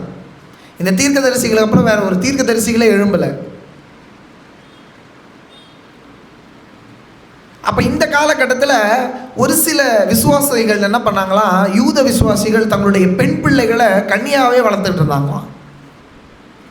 ஏன் அப்படின்னா ரட்சகர் யார் வயிற்றில் பிறப்பாரு? கன்னியாவே வச்சுருந்தாங்களாம். சில பெண்கள் நாங்கள் கன்னியாவே இருப்போம், கல்யாணமே பண்ணிக்க மாட்டோன்னு இருந்தாங்களாம். அது எவ்வளோ பெரிய ஆச்சரியமான ஒரு விசுவாசம். இன்னைக்கு நான் கேட்குறேன், இயேசு கிறிஸ்து வருவேன்ட்டாரு. யாரெல்லாம் உங்களுடைய எல்லா விதமான சுகபோகங்களையும் விட்டுட்டு, உங்களுடைய எல்லா விதமான நன்மை, அதாவது நன்மை பயக்குகிற ஒரு கம்ஃபர்டபுளான சோனை விட்டுட்டு வெளியே வர்றதுக்கு விருப்பமாக இருக்கீங்க? அதான் நன்றி அறிதல். ஜட்சன் சொன்னார்ல, அந்த துன்பம் என்னும் கோப்பையை கையில் ஏந்திக்க, அதனுடைய அடியில் தான் என்ன இருக்குது. அப்போ நீங்கள் ஃபஸ்ட்டு என்ன பண்ணணும்? மேலே இருக்க கசப்பு குடிக்க தயாராக இருக்கணும். இன்றைக்கி நான் அட்வென்ட் திருச்சபையில் சேர்ந்ததுனால, இயேசு கிறிஸ்துவை நான் விசுவாசிக்கிறதுனால நான் என்ன ஆகிட முடியாது? பரலோகம் போட முடியாது. அந்த நன்றி அறிதல், அந்த முடிவு மட்டும் இருக்கணும். அதாவது என்ன சொல்கிறாரு? முடிவு பரியந்தம் நிலை நிற்பவனே ரட்சிக்கப்படுவான். நன்றி அறிதல் அந்த நேரத்துக்கு, அந்த காலத்துக்கு மட்டும் இல்லை, முடிவு மட்டும் இருக்கணும். சவுல் நன்றி அறிதல் உள்ளவனா இல்லாததுனால தான் தாவீது ஆண்டவர் ராஜ்யபாரத்தில் உட்கார வச்சார். தாவீதும் அதே பண்ணும்பொழுது ஆண்டவருக்கு ஆச்சரியமாக இருக்கே. ஆண்டவரை சோர்வடைய செய்கிறது யார் தெரியுமா? நாம தான். ஒரு அருமையான ஒரு கோட் படித்தேன், எனக்கு இப்பயும் பயமாக இருக்குது அதை கேட்கும் பொழுது. பாவம் எவ்வளோ கொடுமையானது தெரியுங்களா? பாவம் எவ்வளோ கொடுமையானதுன்னா, அது மரணத்தை வருவிக்குது. ஆனால் அவங்க எழுதுகிறாங்க, பாவம் எவ்வளவு கொடுமையானதுன்னா கடவுளையே அழச் செய்ய வல்லது. லாசரு மரித்தப்ப ஆண்டவர் அழுதார். 2 இடத்துல தான் இயேசு கிறிஸ்து அழுதார். எந்தெந்த இடத்துல சொல்லுங்கள்? எருசலேம் தேவாலயத்தை பார்த்து அழுதார், எருசலேமை பார்த்து அழுகிறார், லாசர் மரித்தது குறித்து அழுகிறார். இந்த மரணத்தை எது வருவிச்சது? பாவம் தானே வருவிச்சது. எருசலேமை பற்றி அழுதாரு. எருசலேம் அழிக்கப்படுகிறது அவர் கண்களுக்கு தெரியுது. அதனுடைய பிள்ளைகள், அதனுடைய பிஞ்சு குழந்தைகள் கற்களில் மோதி அடிக்கப்பட்டு கொல்லப்படுகிறது யாருக்கு தெரியுது? இயேசு கிறிஸ்து. அதனால தான் அதை பார்த்து அழுகிறார், எருசலேமை பார்த்து. பாவம் எவ்வளவு கொடுமை. இவ்வளவும் பண்ணியும் நன்றிதல் இல்லை இஸ்ரவேலுக்கு. சொந்த ஜனம் அவரை வெறுக்குது. அப்போ யூத ஜனம் பாருங்க, இவ்வளவும் ஆண்டவர் ஒழுங்கும் கிருமமுமாய் செய்து இவ்வளவு தூரம் கொண்டு வந்தோம், நன்றிதல் கிடையாது. இவன் தச்சன் அல்லவா? இன்னைக்கு யாராவது வயசில் சின்னவங்களாக இருந்தாலும் சரி, இல்லை வயசில் பெரியவங்களாக இருந்தாலும் சரி, யாராவது ஒருத்தவங்க நமக்கு ஒரு நல்ல அறிவுரை சொல்லும்பொழுது நம்ம என்ன சொல்லுவோம்? தேங்க்ஸ், உண்மையாலுமே சொன்னீங்க நல்லது. நாம் என்ன சொல்லுவோம்? நீங்களாம் எனக்கு புத்தி புகட்டுற, நீங்களாம் சொல்கிற அளவுக்கு நான் இருக்கேன். ஆனால் என்னைக்காவது நம்ம யோசிச்சுருக்கோமா அவங்க சொல்கிறது சரிதான்ட்டு? ஏன் ஒருவேளை அதை ஆண்டவர் அவங்க மூலயமா நமக்கு சொல்லியிருக்கலாமே.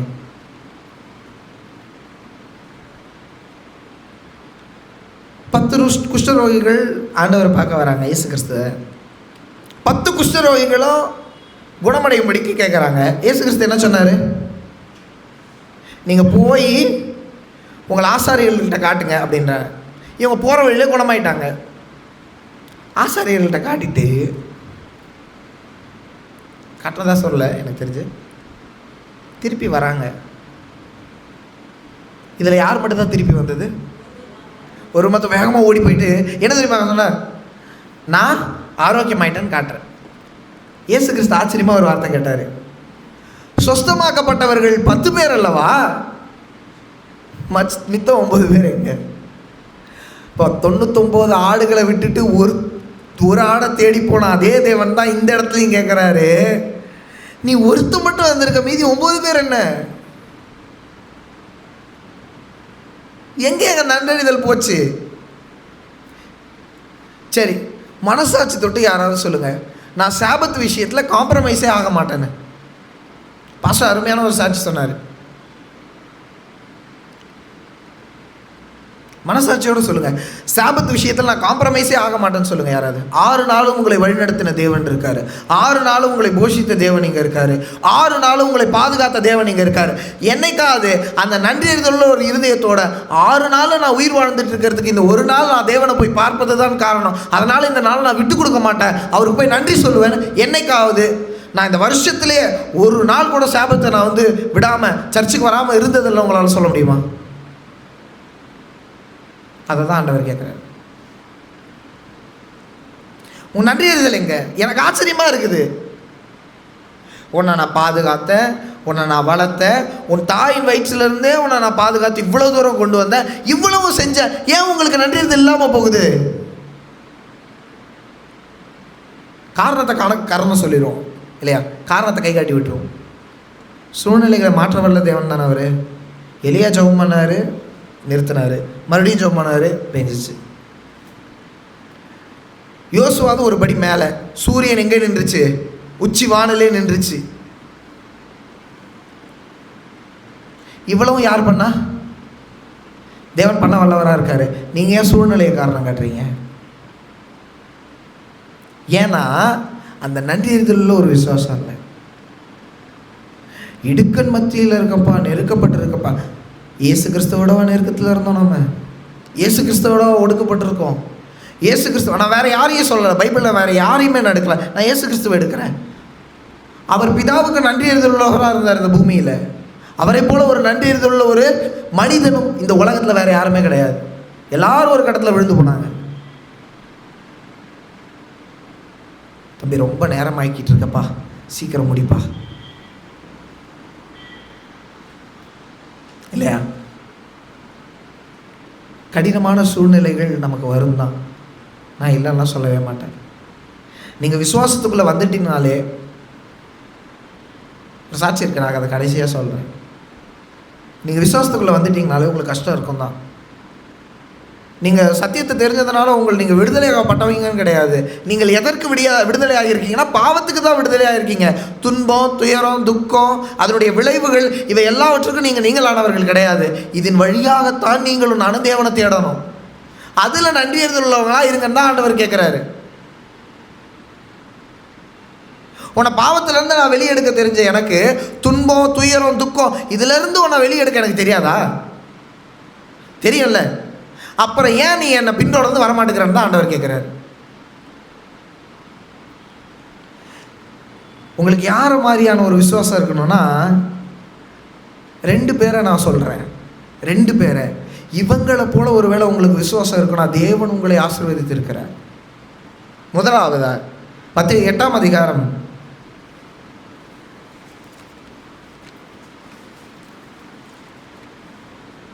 5 வாசிங்க.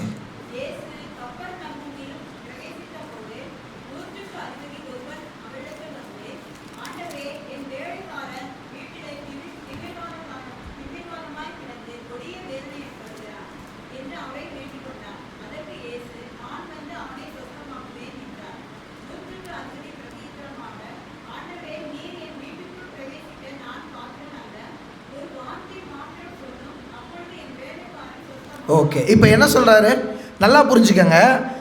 100 வார்த்தையை நல்லா கேளுங்க. தாழ்மையோடு கூடிய ஒரு நன்றி அறிதல் இருக்காங்க. என்ன சொல்கிறாரு நல்லா பாருங்கள். ஆண்டவரே, நீர் என் வீட்டுக்குள் பிரவேசிக்க நான் பாத்திரம் கிடையாது. நான் பாவி, நான் 100க்கு அதிபதி, நான் நிறைய பேரை கொடுமைப்படுத்தியிருக்கேன், உங்களுடைய சொந்த ஜனத்தையும் நான் கொடுமைப்படுத்தியிருக்கேன், இவ்வளவும் நான் பண்ணுறேன், அதுக்கு நான் பாத்திரவான் கிடையாது. ஆனாலும் என்கிட்ட ஒரு நன்றி அறிதல் இருக்குது, என்கிட்ட ஒரு விசுவாசம் இருக்குது. உம்மால் என்னுடைய வேலைக்காரன் பிழைப்பான். அதனால தான் அடுத்த வார்த்தை சொல்கிறாரு, ஒரு வார்த்தை மாத்திரம் சொல்லும், அப்பொழுது என் வேலைக்காரன் சொஸ்தமாவான்.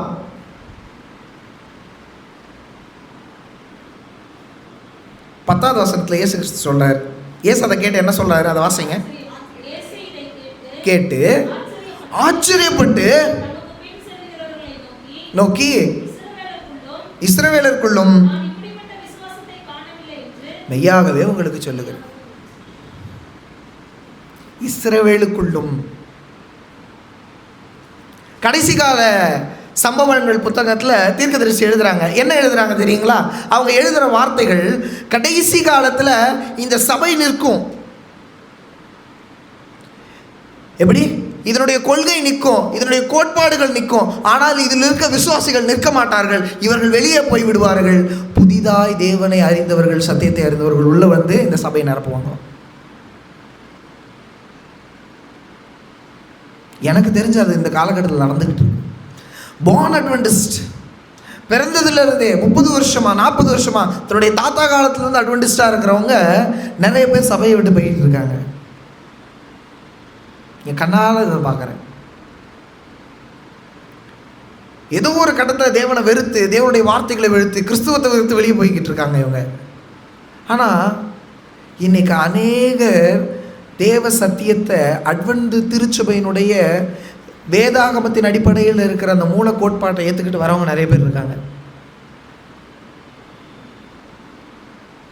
100க்கு அதிபதியினுடைய விசுவாசம் தான் உங்களுக்கு எனக்கு இருக்கணும்.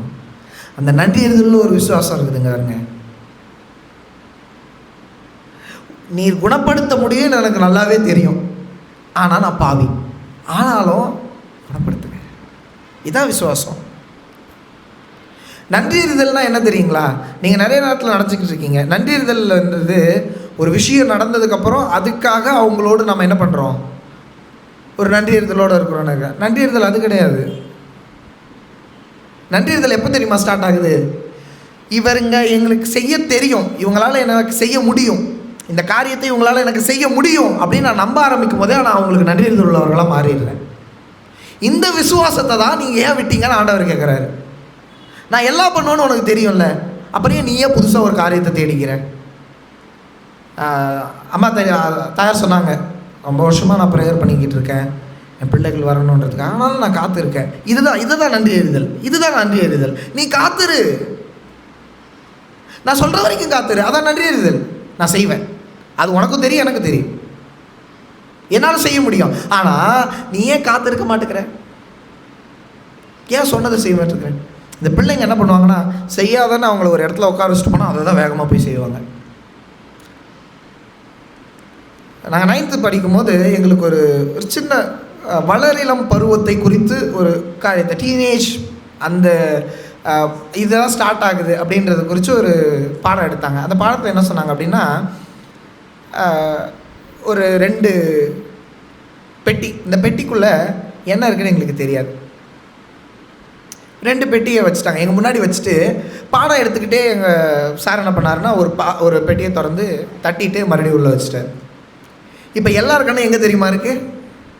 அந்த இன்னொரு பெட்டி மேலே இருக்குது. அதை எல்லாரையும் பார்த்துட்டு ஒரு 10 நிமிஷம் கழித்து, சரி பசங்களா நான் வெளியே போயிட்டு வரேன், இதை பார்த்துக்கங்க, இந்த பெட்டியை மட்டும் திறக்காதீங்கன்ட்டு போயிட்டாங்க. எல்லோரும் அந்த பெட்டியை சூழ்ந்துக்கிட்டோம். இதை திறந்தே ஆகணும் எங்களுக்கு. இப்போ எல்லாருக்கும் இதை திறந்தே தீரணும். ஒருத்தனுக்கு கை கொள்ளலை, இன்னொருத்த தடுக்கிறான், எல்லாம் பண்ணோம். கடைசியில் ஒரு கட்டத்துக்கு மேலே ஒரு பொண்ணு திறந்துருச்சு. அதை அந்த பெட்டிலையும் ஒன்றும் இல்லை. மூடி வச்சுட்டு எல்லோரும் மறுபடியும் போய் உட்காந்துட்டோம். சார் அங்கேருந்து வந்துட்டு, யாரெல்லாம் இந்த பெட்டியை திறக்க ஆர்வமாக இருந்தீங்க அப்படின்னா எல்லாருமே கை தூக்கணும். இதுதான் மனிதனுடைய மனம். எதை செய்யாதன்னுமோ அதுதான் செய்யும். அது அவனுடைய சிந்தை, அவனுடைய சொந்த புத்தியின் மேலே சாஞ்சிருக்கான். ஆண்டவர் சொன்னதை செய்யாது இருந்தவங்க எல்லாருமே தங்களுடைய சொந்த புத்தியின் மேலே சாஞ்சிருந்தவங்க தான். இன்றைக்கி நீங்கள் நானும் அப்படியா இருக்கணும்.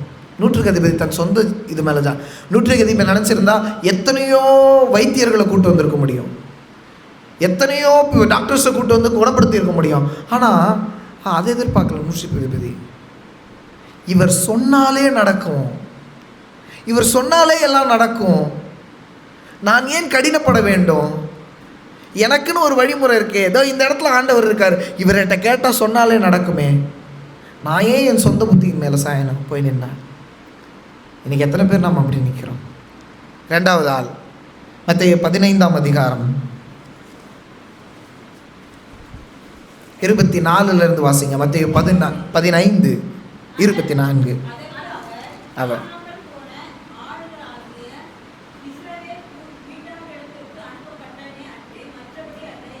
ஓகே இருங்க பொறுப்பு. என்ன காணானி பெண் வந்து என்ன கேட்குறா? என் மகள் வந்து ரொம்ப கஷ்டப்பட்டுட்டு இருக்க, ஆண்டவரே குணப்படுத்துங்க அப்படின்ற. அவர் எதுவுமே பேசலை. இப்போ மறுபடியும் சொல்கிறார், உதவி செய்யுங்க ஆண்டவரே, காணாமல் போன ஆடுகளாகி இஸ்ரவேல் இடத்துக்கு தான் நான் வந்தேன், மற்ற ஜாதியார் இடத்துக்கு நான் வரலை அப்படின்னா. இவளோட நன்றி எறிதல் என்ன தெரியுமா? இவரால் செய்ய முடியும், ஆனால் நான் சும்மா உட்காந்துருக்க மாட்டேன், நான் கேட்டுக்கிட்டே இருப்பேன். இன்றைக்கி எத்தனை பேர் ஆண்டவர் பொறுமையாக இருக்க சொல்லியிருக்காருன்றதுக்காக ஒரே ஒரு நாள் ஜெபம் பண்ணிவிட்டு அப்படியே விட்டுருக்கீங்க? ஆண்டவர் சொல்லியிருக்காருப்பா, செய்வேன்னு சொல்லியிருக்காரு, சரி ஆண்டவரே நீங்கள் செய்யுங்க அப்படின்னு ஒரே ஒரு ஜெபம் பண்ணி முடிச்சிருப்பாங்க. ஆனால் இது என்ன, கிடைக்கிற வரைக்கும் போராடிக்கிட்டே இருக்கா. ஆண்டவர் செய்வார்னு தெரியும், ஆனாலும் போராடுறா. இதுதான் நன்றி எறிதல். நன்றி எறிதல் நிறைய வகை இருக்குது. ஆனால் இந்த 2 நன்றி எறிதல் தான் பேசப்பட்டு கொண்டு இருக்கிற நன்றி எறிதல்.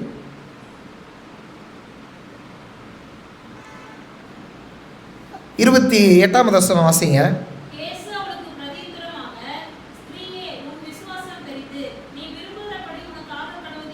அவ்வளோதான். உன் விசுவாசம் பெரிது. இதே வார்த்தையை யாருக்காவது ஆண்டவர் கொடுத்துருக்காரா? யாருக்காவது கிடச்சிருக்கா? ஒருவேளை அப்படி கொடுத்துருந்தாருன்னா அவங்களும் இதே நன்றியறிதல் உள்ளவங்களாக இருந்திருப்பாங்க. நான் மறுபடியும் சொல்கிறேன், நன்றியறிதல் நம் விசுவாசம். நன்றியறிதல் விசுவாசம் என்பது வெறுமனே கண்ட பின் ஆகிற விசுவாசம் கிடையாது. அது ஊர்ஜிதப்படுத்துகிறது. ஆனால் காணாமல் இருக்கிற ஒரு காரியம் நடக்கும் என்கிற ஒரு நம்பிக்கையோடு அவர் மீது பற்றுதலாக இருப்பது தான் நன்றியறிதல் விசுவாசம். இந்த விசுவாசம் தான் இன்னைக்கு யாருக்கிட்ட கிடைக்கல, கிறிஸ்தவர்களாகிய நம்மகிட்ட கிடைக்கலன்னு ஆண்டவர் ரொம்ப ஆச்சரியப்படுறாரு. தாவீது விசுவாசிச்சான், 2 விசுவாசம் இருந்துச்சு. ஆண்டவரால் எதையும் செய்ய முடியும், ஆண்டவருடைய நாமம் தான் பெரிதுன்னு கோலியாத்துக்கு முன்னாடி நிற்கும் போது இருந்த நன்றியறிதல் விசுவாசம் வேற. தாவீதுக்கு எல்லாம் தந்ததுக்கு அப்புறம் அவன் எழுதின சங்கீதங்கள் புஸ்தகம் என்ற நன்றியறிதல் புஸ்தகம், அந்த நன்றியறிதல் விசுவாசம் வேற. அற்புதத்துக்கு முன் அற்புதத்துக்கு பின் என்ற மாதிரி ரட்சிப்புக்கு முன் ரட்சிப்புக்கு பின் என்ற 2 விசுவாசம் இருக்கு. இங்கே தான் நம்ம விழுந்து போகிறோம். ஜான் ஹஸ் எவ்வளோ பெரிய ஊழியக்காரர், உங்களை எத்தனை பேருக்கு தெரியும் தெரியல. ஜான் ஹஸ், நேரம் கிடச்சா போய் அவரை பற்றி படிங்க. John has. ஹஸ்னா அவருடைய நாட்டில் அதுக்கு பேர் கூசுன்னு அர்த்தம். கூசுனா என்ன தெரியுமா? வாத்துன்னு அர்த்தம். ஜான் ஹஸ் எதுக்கு பேர் போட்டாலும் அவருடைய ஃபெய்த்துக்காக பேர் போடப்படுறார். அவரை எரிக்கிறாங்க. ஜான் ஹஸ்ஸை கத்தோலிக்க திருச்சபை என்ன பண்ணுது, அவர் மேலே தேவதூஷண வழக்கு போட்டு அவர் செய்யாத தப்பெல்லாம் செஞ்சாருன்னு சொல்லி வேதாகமத்துக்கு எதிரான எல்லா காரியங்களும் அவங்க செஞ்சு அவர் என்ன பண்ணுறாங்க, எரிக்கிறதுக்கு எரிமேடையில் போடுறாங்க. அவர் என்ன தெரியுமா சொன்னார்? இந்த கூஸ், அதாவது உங்களால் இந்த வாத்தினுடைய கழுத்தை என்ன பண்ண முடியும், நெரிக்க முடியும். 100 வருஷம் பொறுத்து ஒரு அன்னப்பறவை வரும், அது பாடுறத உங்க யாராலையும் நிறுத்த முடியாது அப்படின்னாரு. 100 வருஷம் கழிச்சு யார் தெரியுமா வந்தது? Martin Luther. நல்லா புரிஞ்சுக்கங்க, நீங்கள் கொண்டிருக்கிற விசுவாசத்தை குறித்து ஆச்சரியப்படுற 100 வருஷத்துக்கு அப்புறம் ஜான் ஹஸ்ஸை பார்த்து மார்ட்டின் லூத்தர் கிங் வராரு. உங்க விசுவாசம் பேசப்படுமா? இங்கே விடுங்க, வீட்டை விடுங்க, உங்கள் விசுவாசம் வெளியே எப்படி பேசப்படுது? ஆச்சரியமாக பார்க்குறாங்களா யாராவது? என் சாட்சியோடு நான் முடிச்சுக்கிறேன். இந்த சாட்சி பாஸ்டருக்கும் தெரியும், சிஸ்டருக்கும் தெரியும். நான் பார்ன் அட்வென்டிஸ்ட் கிடையாது, நான் பிறந்தது அட்வென்டிஸ்ட்லாம் கிடையாது. இப்போ வரைக்கும் எங்கள் வீட்டில் நான் ஒருத்தன் தான் அட்வென்டிஸ்ட். எங்கள் குடும்பம் ரொம்ப பெருசு. பிறந்ததுலேருந்து தாயினுடைய அன்பு அந்த அளவுக்கு ருசி பார்த்தது கிடையாது. தகப்பன் 2வது கல்யாணம் பண்ணிக்கிட்டாரு. கடினமான சூழ்நிலை, பாவ வாழ்க்கையில் இழுக்கப்பட்டேன், ரொம்ப தவறாக இருந்தேன். ஒரு கட்டத்தில் தேவனை ஏற்றுக்கிட்டேன். பெந்தகோஸ்தே திருச்சபைக்கு போனேன். நிறைய அதில் இருக்க எல்லா ஈவெண்ட்ஸையும் கலந்துக்கிட்டேன். தேவனுடைய ஐக்கியமாக நினச்சேன். என் வாழ்க்கையில் ஒரு பெரிய மாற்றத்தை ஆண்டவர் கொண்டு வந்தார். அட்வென்ட் திருச்சபையினுடைய சத்தியத்தை போதிக்கிறதுக்கு ஒரு போதகர் எங்களுடைய பகுதிக்கு வரும்பொழுது நாங்கள் என்ன பண்ணோம்னா அவரை வெளியே துரத்தணும். இந்த சத்தியம் இது சாத்தானுடைய போதகம், இது ஒரு தவறான போதகம்னு சொல்லி எங்களை எல்லாரும் என்ன பண்ணாங்கன்னா தூண்டி விட்டாங்க. வாலிப டைம் அது. அவரை துரத்துறதுக்கு என்னென்னமோ பண்ணி வேதாகமத்தை உண்மையாலுமே சொல்கிறேன், நான் என் விசுவாசத்துக்காக தேவனை அறிஞ்சதுக்கப்புறம் சத்தியத்துக்கு நான் இதை படித்ததை விட அவரை வெளியே துரத்தணுன்றதுக்காக இதை அதிகமாக படித்தேன். இதே பைபிள் தான். நிறைய குறிப்புகள் எடுத்தேன். ரோமர் எல்லாத்துலேயும் குறிப்பெடுத்து நீங்கள் பண்ணுற தப்பு அவங்கள தப்பாக புரியணும்னா நிறைய பண்ணேன்.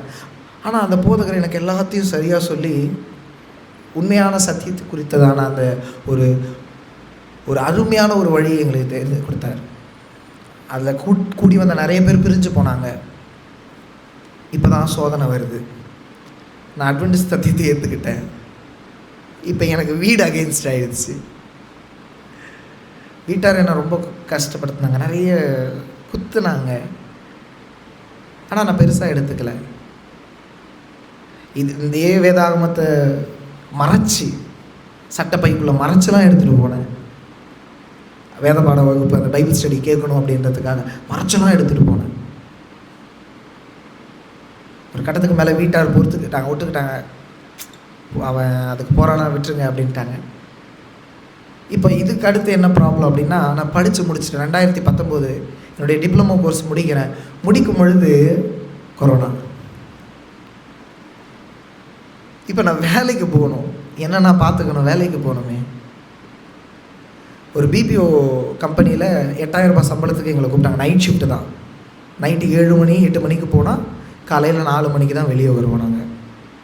அந்த ஷிஃப்ட்டுக்கு போகும்போது சாபத்துக்கு ரொம்ப கஷ்டப்படுவேன். ஏன் சாபத்துக்குன்னா, வெள்ளிக்கிழமை ஈவினிங்கு நான் ஆஃபீஸில் இருந்தால் தான் சனி ஞாயிறு எனக்கு லீவு கிடைக்கும். இப்போ அப்படியே வெள்ளிக்கிழமை நான் போனாலும் அடுத்த நாள் காலையில் சர்ச்சுக்கு வர்றதுக்கு நான் தூங்க மூஞ்சியோடு வரணும். ஆனாலும் என்ன பண்ணுவேன்னா, நான் சத்தியத்தை கேட்குறேன், கேட்கல, வார்த்தைகளை கேட்குறேன், நான் ஆண்டவருடைய ஆலயத்துக்கு நான் போகணும், நான் போயே தீருவேன் அப்படின்ட்டு எப்படியோ 4 மணிக்கு வந்து படுத்தாலும் 8 மணிக்கு எழுந்திரிச்சு கிளம்பி வந்து அங்கே உட்காரும் பொழுது அவ்வளோ தூக்கம் வரும். ரொம்ப ஸ்ட்ரகிளாக இருக்கும். ஒரு கடத்த மேலே பாஸ்ட் என்னை கூப்பிட்டு சொன்னார், அவ்வளோ விசுவாசம் ஆண்டவர் மேலே அப்படின்னோடனே, இதை நான் எப்படி சொல்கிறதுன்னு எனக்கு தெரியல பாஸ்டர், ஆனால் நான் ஆலயத்துக்கு வரலை அப்படின்னா அந்த நாள் எனக்கு போகாது, அந்த வாரம் எனக்கு அப்படி இருக்காது, நான் தேவனை தேடணும். அப்புறம் ஜெபம் பண்ணோம், நிறைய அடுத்தடுத்து வேலைகள் போனோம். எங்களுக்கு சாபத்துக்கு ஆஃபே கிடைக்கல. வீட்டில் எல்லோரும் உதவாக்குறாங்க, ஒரு வேலையில் ஒழுங்காக போக மாட்டேங்கிறா, ஒரு வேலை ஒரு சம்பாதிக்க மாட்டேங்கிறா, அப்படி பண்ணுற அப்படின்னு. அந்த டைமில் ஈபியில் ஐடிஐ படித்ததுக்கான ஒரு ஆப்பர்ச்சுனிட்டி கிடச்சி ஈபியில் ஒரு வருஷம் இங்கே வேலை பார்த்தேன். அதுக்கு எவ்வளோ கஷ்டப்பட்டேன்றது பலர் அறிந்தது. சாபத்துக்கு ஆஃப் கிடைக்காது. எங்களுடைய அதிகாரி கையில் தயவு கிடைக்கணும்னு நான் ஜெபம் பண்ணுவேன். அந்த ஆஃபீஸ்லேயே ஒரு ஓரமாக சேரில் உட்காந்து ஜெபம் பண்ணுவேன்றது. நான் இப்போ வெள்ளிக்கிழமை ஈவினிங்னா இன்றைக்கி இப்போ மதியத்துலேருந்து ப்ரேயர் ஆரம்பிப்பேன். மெதுவாக ப்ரேயர் பண்ணி அவர்கிட்ட போய், சார் இந்த மாதிரி நாளைக்கு எனக்கு ஒரு ஆஃப் வேணும் அப்படின்னா, ட்ரைனிங்கில் வந்து உங்களுக்கு எப்படி தம்பி நாங்கள் ஆஃப் கொடுக்கறது, அப்போல்லாம் கொடுக்க முடியாது அப்படின்னு இருந்தாலும் கொஞ்சம் கெஞ்சுவேன். அவர் மனசு மாதிரி ஆண்டவர் பேசுவார். நைட்டு 8 மணிக்கு ஃபோன் அடித்து, பரவாயில்ல நாளைக்கு நீங்கள் ஆஃப் எடுத்துக்கங்க, போய்ட்டு வாங்க அப்படின்வார். அதுக்கப்புறம் ஆட்சி மாறிச்சு. என்ன ஆயிடுச்சுன்னா, எனக்கு இபியில் வேலை கிடைக்கல. ட்ரைனிங் முடித்தா உடனே வேலை கிடச்சிக்கிட்டு இருந்துச்சு. ஆட்சி மாற்றத்தினால அப்போ எங்களுக்கு கிடைக்கல. ரொம்ப சோர்ந்துட்டேன், கஷ்டப்பட்டேன். அப்படி இப்படின்னு ரொம்ப ஓடினேன். ஏதாவது ஒரு வேலை கிடைக்கணும் அப்படி இப்படின்ட்டு என்ன நானே கஷ்டப்படுத்திக்கிட்டு இருந்தேன். 2023 ஒரு பெரிய மாறுதல். பெங்களூரில் ஒரு ஆப்பர்ச்சுனிட்டி கிடச்சி அங்கே வேலைக்கு போய் ட்ரைனிங் எடுத்து அங்கேவே எனக்கு சம்பளமும் கிடச்சிச்சு. நல்ல ஒரு சம்பளம். எங்கள் வீட்டார் என்னை எவ்வளோ கீழே பார்த்தாங்களோ ஒரு படி மேலே பார்க்க ஆரம்பித்தாங்க. என் சகோதரி இருக்கா, இன்னும் கொஞ்சம் மேலே பார்க்க ஆரம்பித்தாங்க. நல்லா படிப்பான், இதுக்கப்புறம் இவனை பார்த்துக்குவான் அப்படின்னு. நான் ஏன் இதை சொல்கிறேன் அப்படின்னா, ஆண்டவர் நல்லது செஞ்சுருக்கார். அந்த விசுவாசம் ஆண்டவர் ஆச்சரியப்படும் அளவுக்கான ஒரு விசுவாசம். நான் கானானிய ஸ்திரீயினுடைய விசுவாசத்துக்கு என் விசுவாசம் ஈடாகுமான்னு சொல்லலை. 100% விசுவாசம் என்னுடைய விசுவாசத்துக்கு ஈடாகுமான்னு எனக்கு தெரியல. ஆனால் நான் சொல்கிறது, என்னுடைய விசுவாசம் தேவனுக்கு ஆச்சரியமாக இருக்கணும். எனக்கு அது போதும். மனுஷால் ஆச்சரியப்படுறதில்ல, தேவன் ஆச்சரியப்பட ஆரம்பிச்சினாலே மனுஷால் தன்னால் ஆச்சரியப்பட ஆரம்பிச்சிருவாங்க. எங்கள் வீட்டார் இன்னும் அதிகம் ஆச்சரியப்பட ஆரம்பித்தது 2024 ஆகஸ்ட் மாதம். எனக்கு ஒரு ஃபோன், என்னுடைய டைரக்டர், விடிஆர் ரீஜனுடைய டைரக்டர் ஃபோன் அடித்து, கவி இந்த மாதிரி ஸ்பைசரில் வந்து படிக்க போகிறீங்களா, ஆர்வமாக இருக்கீங்கள்ல, போகிறீங்களா அப்படின்னாங்க. நான் சொன்ன மாதிரி நான் எந்த முடிவு ஃபஸ்ட்டு நான் போகிறேன் அப்படின்ட்டேன். இப்போ என்னென்னா, எங்கள் வீட்டில் எங்களை வளர்த்தவங்க ஒருத்தர்லாம் இல்லை, ஒரு 4 பேர் சேர்ந்து எங்களை வளர்த்தாங்க. எங்கள் பெரியம்மா, எங்கள் சித்திங்க 2 பேர், எங்கள் மாமான்னு இத்தனை பேர் எங்களை வளர்த்தாங்க. இப்போ நான் இத்தனை பேர்கிட்டையும் பர்மிஷன் கேட்கணும். நான் அதனால் எங்கள் பெரியம்மாவுக்கு முதல்ல நான் ஃபோன் அடித்து அவங்கள்ட்ட சொன்ன ஒரே வார்த்தைமா, இந்த மாதிரி ஸ்பைசருக்கு போகிறேன், படிக்க, பாஸ்டருக்கு படிக்க போகிறேன், என்ன பண்ணட்டும், வேலையை ராஜினாமா பண்ணட்டுமா? நான் எதிர்பார்க்காத ஒரு பதில். இப்போவும் நான் ஆச்சரியப்படுறேன். ஆண்டவருக்கு இதுக்காக நான் இன்னும் அதிகமாக கோடி ஸ்தோத்திரம் பண்ணுவேன். அவங்க சொன்ன வார்த்தை என்ன தெரியுங்களா? ஆண்டவர் உன்னை கூப்பிட்டாருன்னா நான் ஏன் தடுக்கணும், போ. ஆண்டவர் உன்னை கூப்பிட்டாங்கன்னா நான் ஏன் உன்னை தடுக்கணும், போ அப்படின்னாங்க. இன்றைக்கு வரைக்கும் அதற்காக நான் நன்றியுறுத்தலாம் இருக்கேன். இன்னமும் முயற்சி பண்ணிக்கிட்டு தான் இருக்கேன். நான் இந்த பெருமைக்காக இதுக்காக சொல்லலை. ஒரு கடத்தில் அனாதை என்று எண்ணப்பட்டவன் இன்னைக்கு அட்வென்ட் திருச்சபை எனும் பெரிய குடும்பம் எனக்கு இருக்குது. ஒரு நாள் உதவாக்கரன் என்று எண்ணப்பட்டவன் இன்னைக்கு நான் 3 லாங்குவேஜ் பேசுவேன். 4வது லாங்குவேஜ் கற்றுக்கிட்டு இருக்கேன்.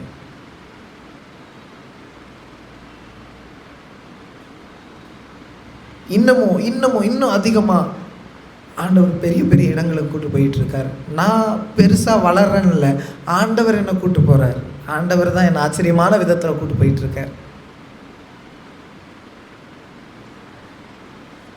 உங்கள்கிட்ட கேட்குறதோட, தேவன் உங்களுடைய விசுவாசத்தை குறித்து ஆச்சரியப்படுறாரா? எந்த மாதிரியான விசுவாசம்? விசுவாச குறைவை குறித்து ஆச்சரியப்படுறாரா, இல்லை விசுவாசத்தினுடைய வர்த்திப்பை குறித்து ஆச்சரியப்படுறாரா? மறுபடியும் சொல்கிறேன், சபை ஓய்வு நாள் குறித்த காரியங்கள், இதில் காம்ப்ரமைஸே ஆகாதீங்க. இதில் நீங்கள் காம்ப்ரமைஸ் ஆகாமல் இருந்து பாருங்கள், உங்களுடைய வாழ்க்கையிலலாம் நல்லாவே நடக்கும். ஓய்வு நாளுக்காக குடும்பத்தை விட்டவங்க நிறைய பேர் இருக்காங்க.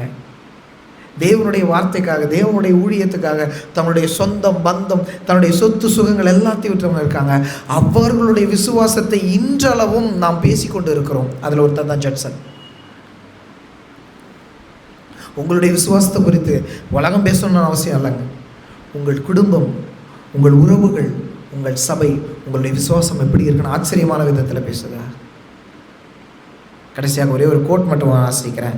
டிசைர் ஆஃப் ஏஜஸ், யுகங்களின் வாஞ்சை புத்தகம், பேஜ் நம்பர் 274 எப்படி சொல்கிறாங்கன்னா, தேவன் நம்மை சோதனைக்குள் கொண்டு வரும்போது நமது நன்மைக்காக ஒரு நோக்கத்தை நிறைவேற்றுகிறார். இயேசு அழைக்கப்படாமலே சோதனைக்குள் சென்று தேவனுடைய வாக்குறுதிகளை அவமதிக்கவில்லை.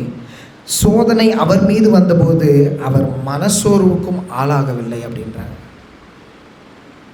அவராக போய் உம்முடைய நாமத்தினாலே நான் ஒரு சேனைக்குள் பாய்வேன் அப்படின்னு சொல்லி சங்கீதக்காரன் சொன்னது போல் அவர் போய் பாயலை. இயேசு கிறிஸ்து, நீங்கள் போய் என்ன பண்ணுவீங்க, விஷத்தை சாப்பிட்டாலும் ஒன்றும் நடக்காதுன்னும் போது சீடர்கள் என்ன பண்ணல, அதுக்காக வேணுக்குனே போய் விஷத்தை மட்டும் கொடுக்கல. அதே நேரம் விஷம் கொடுக்கப்பட்ட பொழுதும் தேவன் மேல் விசுவாசத்தோடு அதை குடித்தாங்க.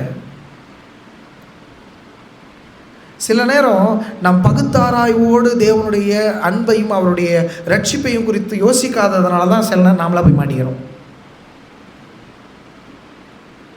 ஆச்சரியப்படணும், இவ்வளோ நுணுக்கமாக பேசுகிற, இவ்வளோ பகுத்தாராய்வோடு பேசுகிற, இவ்வளோ ஒரு ஞானமாக நடந்துக்கிறியே, எப்படி இதெல்லாம் வந்துச்சு? தானியேலுடைய விசுவாசம் அந்த ராஜாவினுடைய மனதை உலுக்குச்சு.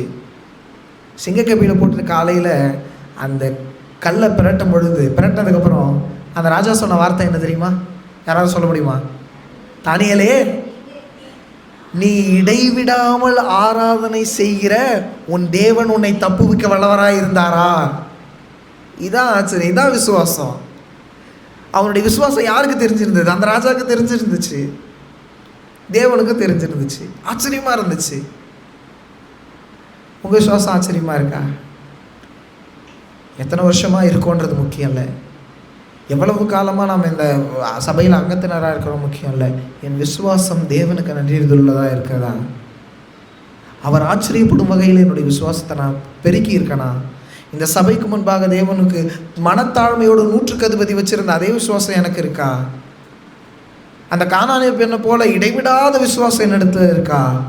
இதெல்லாம் பார்த்த ஆண்டவர் ஆச்சரியப்பட்டாரே, அதுபோல ஒரு விசுவாசம் எனக்கு இருக்கா? கேள்வியை உங்களிடத்தில் கொடுக்குறேன். இந்த வார்த்தைகள் நிமித்தம் தேவன் தாமே உங்களையும் என்னை ஆசீர்வதிப்பாராக. ஆமென்.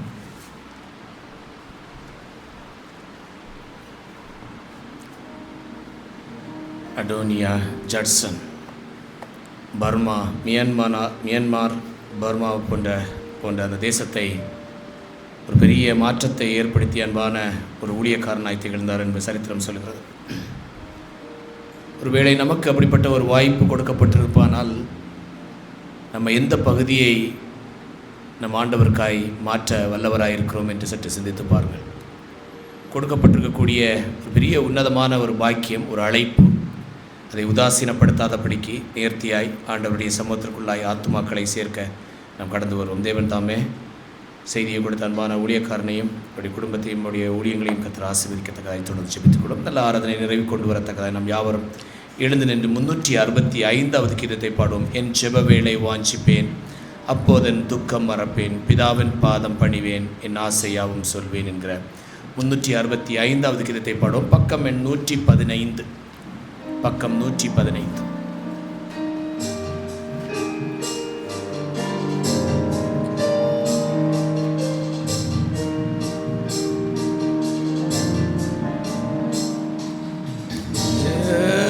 வேளை வாஞ்சிப்பேன் அப்போதென் துக்கம் மறப்பேன்.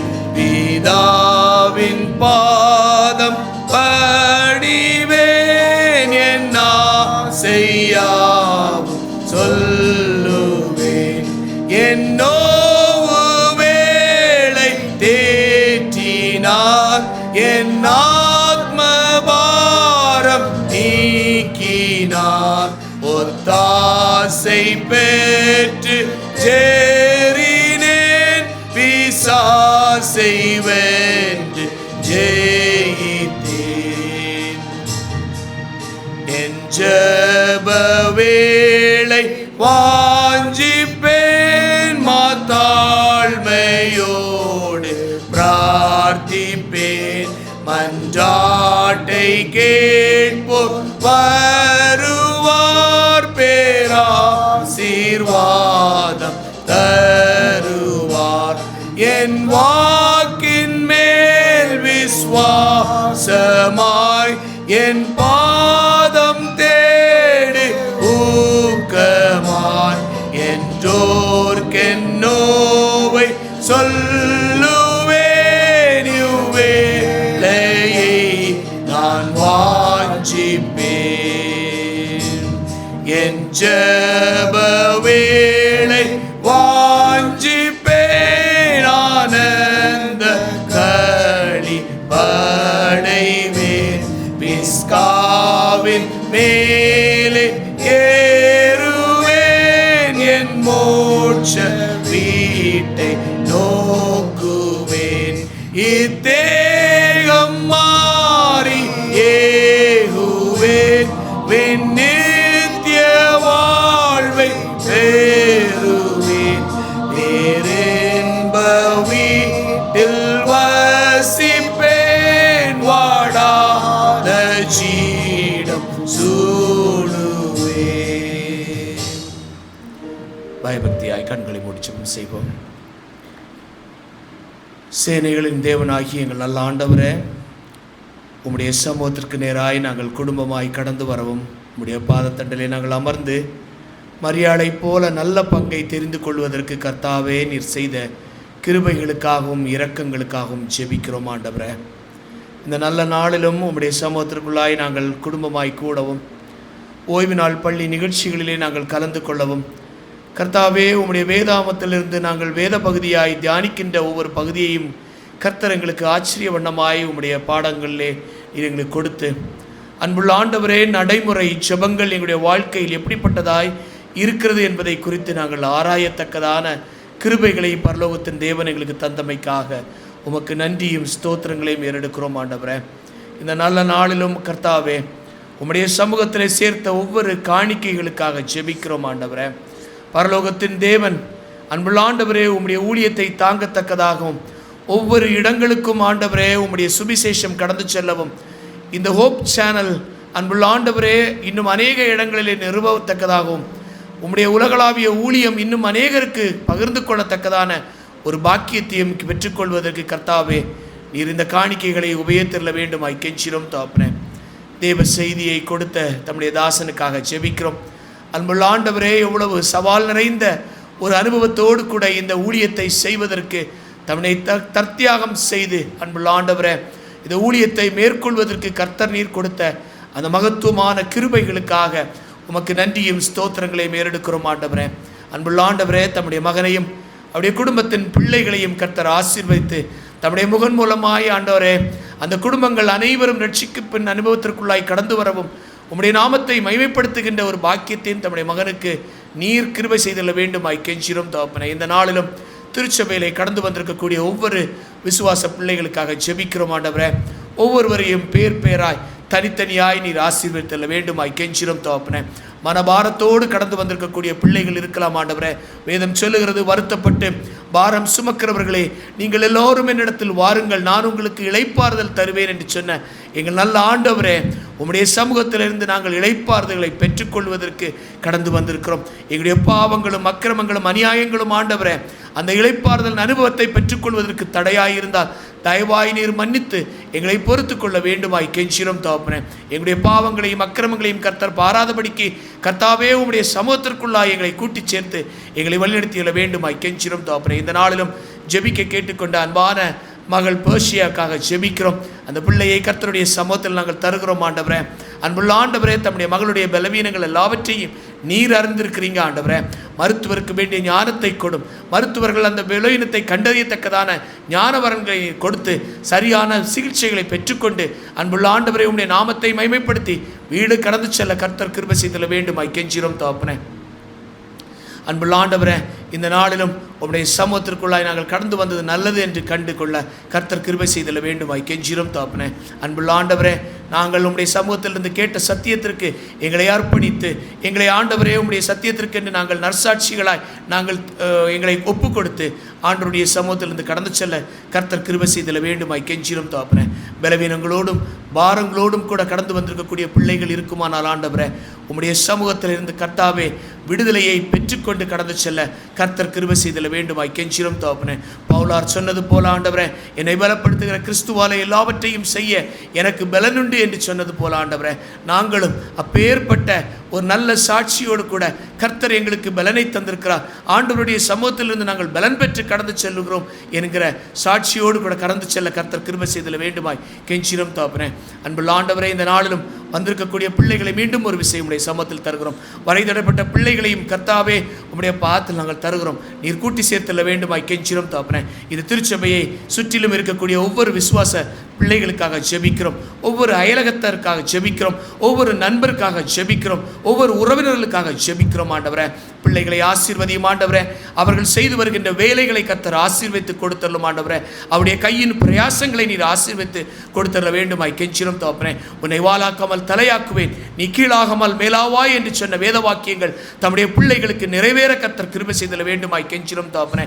அவர்கள் செய்து வருகின்ற ஒவ்வொரு தொழில்களையும் கர்த்தர் விருத்தியடைய செய்தல வேண்டுமாய் கெஞ்சிரும் தகப்பனே. கர்த்தருடைய சமூகத்தில் நாங்கள் மீண்டும் ஒரு விசை அடுத்த வாரங்களில் கடந்து வரும் மட்டும் கர்த்தாவே எங்களோடு கூட இருந்து எங்களுடைய பிரயாணங்களையும் எங்களுடைய போக்கையும் வரத்தையும் எங்களோடு கூட இருந்து எங்களை காத்து எங்களை வழிநடத்திய வேண்டும் என்றும் அன்பின் ஆண்டவர் அருமை இரட்சகர் இயேசுவின் மூலமாய் கேட்கிறோம் எங்கள் ஜீவனும் இரக்கம் நிறைந்த நல்ல பிதாவே, ஆமென். என் ஆத்துமாவே கர்த்தரை ஸ்தோத்திரி, என் முழு உள்ளமே பரிசுத்த நாமத்தை ஸ்தோத்திரி. என் ஆத்துமாவே கர்த்தரை ஸ்தோத்திரி, கர்த்தர் செய்த சௌரபாரங்களை மறவாதே, ஆமென். நம்முடைய கர்த்தராகிய இயேசு கிறிஸ்துவின் கிருபையும் பிதாவாகிய தேவனுடைய அன்பும் பரிசுத்த ஆவியானவருடைய அன்யோன்ய ஐக்கியம் இடத்திலும் சமாதானமும் நம் அனைவரிடம் கூட இன்றும் என்றும் சதா காலங்களிலும் தங்கியிருப்பதாக, ஆமென். தேவ ஆசீர்வாதத்தோடு அடியாரை அனுப்பும், வார்த்தை என்னும் அப்பத்தாலே போஷித்து வாழப்பியோம், இப்போதும்மை தேடி வந்து மனதார போற்றினோம், நித்திய வாழ்வில் நில்கழித்து உம்மை வாழ்த்தி தொழுவோம்.